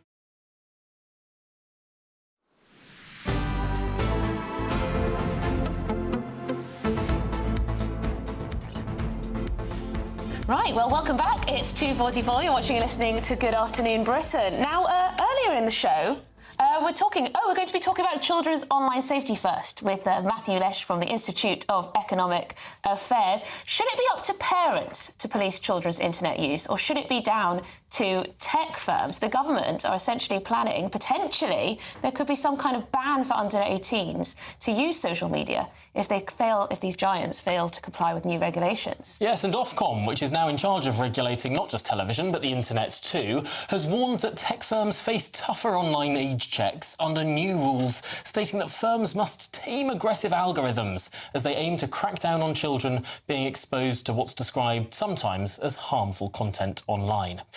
Well, let's talk now with the Director of Public Policy and Communications at the Institute of Economic Affairs, Matthew Lesh. Matthew, first of all, what is actually being proposed here? So what Ofcom has announced today is their draft code of practice under the Online Safety Bill as it relates to how they expect big tech companies to deal with children users. Now, there's a lot of things in the way this has been reported today is around some specific harms, things like child exploitation material, pornography, self-harm material, and other kind of clear sets of harmful material on social media. And then there's a whole bunch of other requirements around the kind of settings they expect users to have or particularly children to have when using these services. For example, being able to block being access to a group conversation on a social media platform. So, Matt, do you think this type of change, what's being proposed, will actually stop children from accessing nasty material? Do you think it will keep them safer? Will it protect them? Look, I think we should be quite sceptical that Ofcom has this capacity and that it's simply by creating a code of conduct you can address all these sorts of issues. Now, there's a few problems here. The first problem here is that what Ofcom is expecting is actually much broader than a lot of the reporting is suggesting. The expectation here is to protect children from all sorts of different sorts of harms. And the definition of priority harmful content it includes things like material that targets race, religion, and gender reassignment. So you can easily see an expectation of Ofcom that, I don't know, a Charlie Hebdo cartoon is hidden, and maybe some gender-critical voices aren't accessible by children. So on the first instance, you've got this big risk of, over-compliance or effectively censorship of online material. Now, this can happen not only to children, but to adults as well, since by default, platforms are going to be expected to treat everyone, every user, including adults, as children, unless they have some kind of IDing process. So unless you, let's say, biometrically check someone's ID, aka you show your face to the company or you upload a photo. That's on the excessive censorship side. On the other end of this, it's worth noting that the social media platforms already have policies against all the worst and meanest types of online content, the things you don't want your kids to see online. The challenge here is the fact that the internet is a big place There's a relentless amount of content going on these platforms. And even using automated technologies, it's really hard to separate out what you do and don't want people to see. It's not like there's this presumption, this debate that, oh, these big evil tech companies want children to see all this terrible content. I don't think that's true. I think often they, in fact, lean too heavily onto censorship. But there's certainly I an think it is incentive true on them. because they want to keep children on their websites, on their platforms for as long as possible so they make more money. And by doing you pump out content that's going to get kids watching for longer and longer and longer. And that often is nasty, vicious, potentially harmful content. I mean, it's psychology, isn't it? You're gripped by something that brings you in and it can be damaging for your psychology. I wonder if you're a little bit blasé about this, Matt.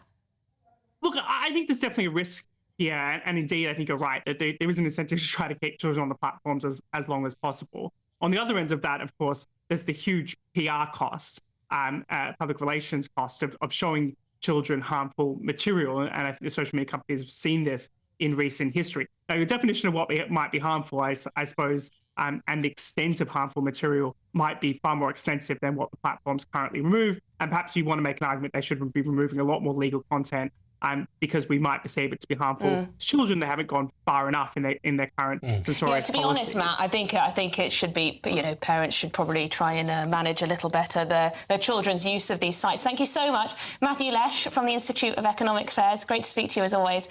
Good stuff. Well, now it's been a very busy day politically. We've got, of course, a new government in Scotland, but also a defection down here in Westminster. Let's speak to the former Treasury Special Advisor, now Director of Government Relations at the Adam Smith Institute, James Price.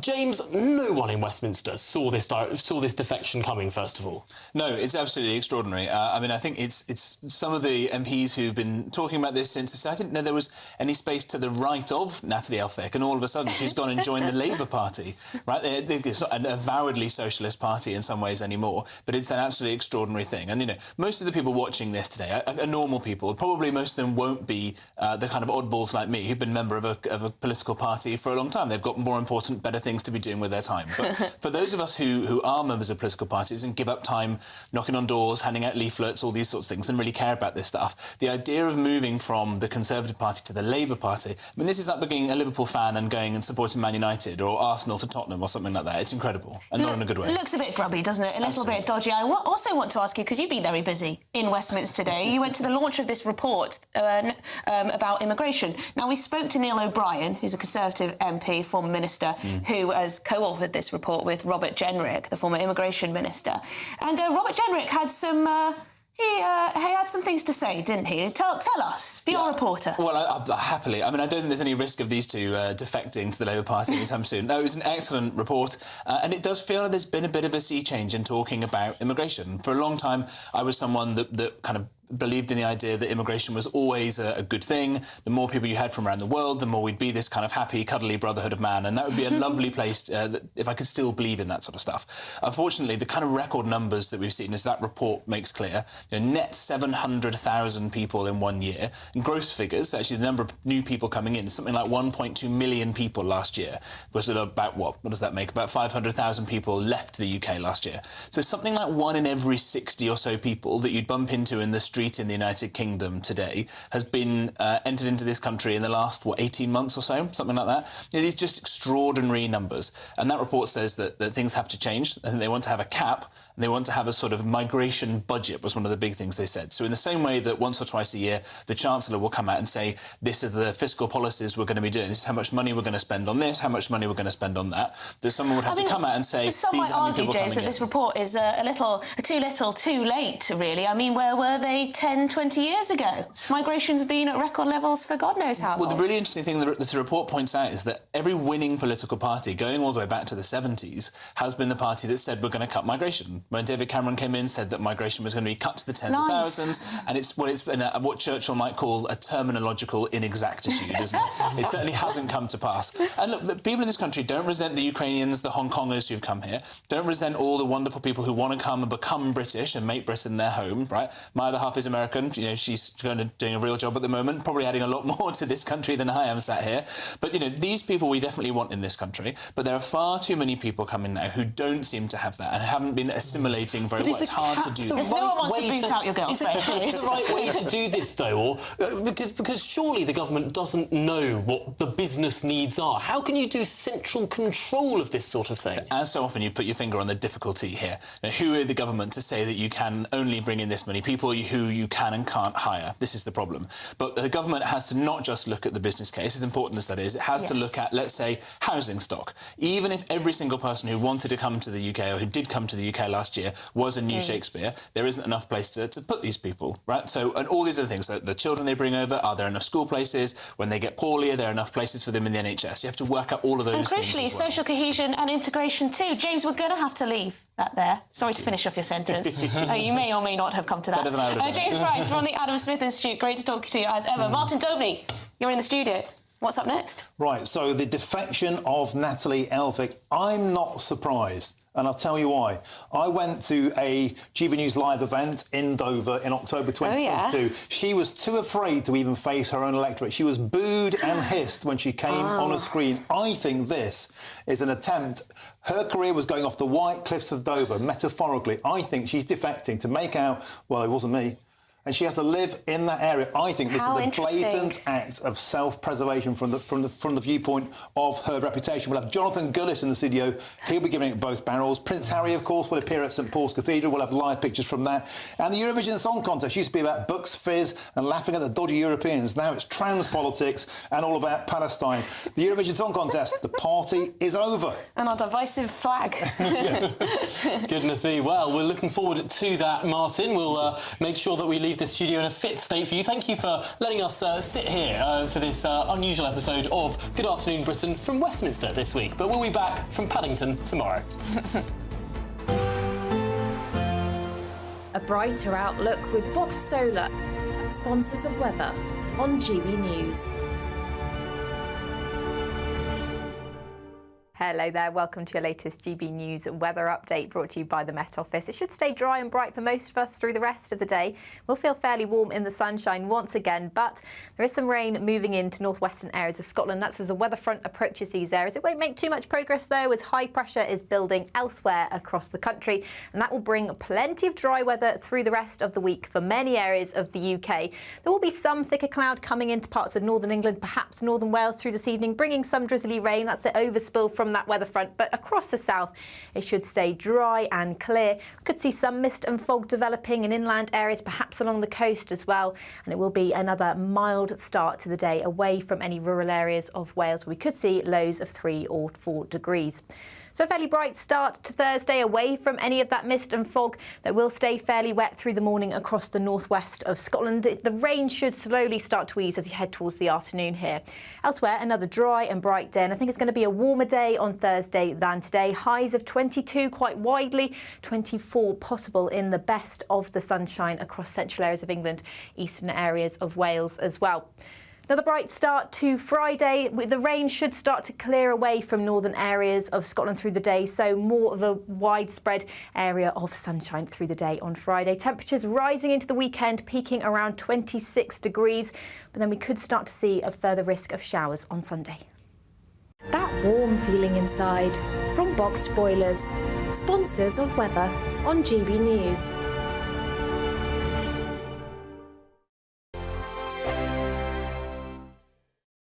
It's the biggest cash prize we've given away to date. An incredible £20,000 that you could use however you like. And because it's totally tax-free, every single penny will be in your bank account to do whatever you like with. £20,000 in tax-free cash really could be yours this summer. But you've got to be in it to win it. For another chance to win £20,000 in tax-free cash, text PRIZE to 63232. Text costs £2 plus 1 standard network rate message. Or post your name and number to GB05 PO Box 8690 Derby DE1 9TT. UK only. Entrance must be 18 or over. Lines close at 5 p.m. on the 31st of May. Full terms and privacy notice at gbnews.com/win. Please check the closing time if listening or watching on demand. Good luck. 2024, a battleground year. The year the nation decides. As the parties gear up their campaigns for the next general election. Who will be left standing when the British people make one of the biggest decisions of their lives? Who will rise? And who will fall? Let's find out together. For every moment, the highs, the lows, the twists and turns. We'll be with you for every step of this journey. In 2024, GB News is Britain's election channel. I'm Christopher Hope. And I'm Gloria Di Piero, bringing you PMQ's live here on GB News. Whenever Parliament is in session on a Wednesday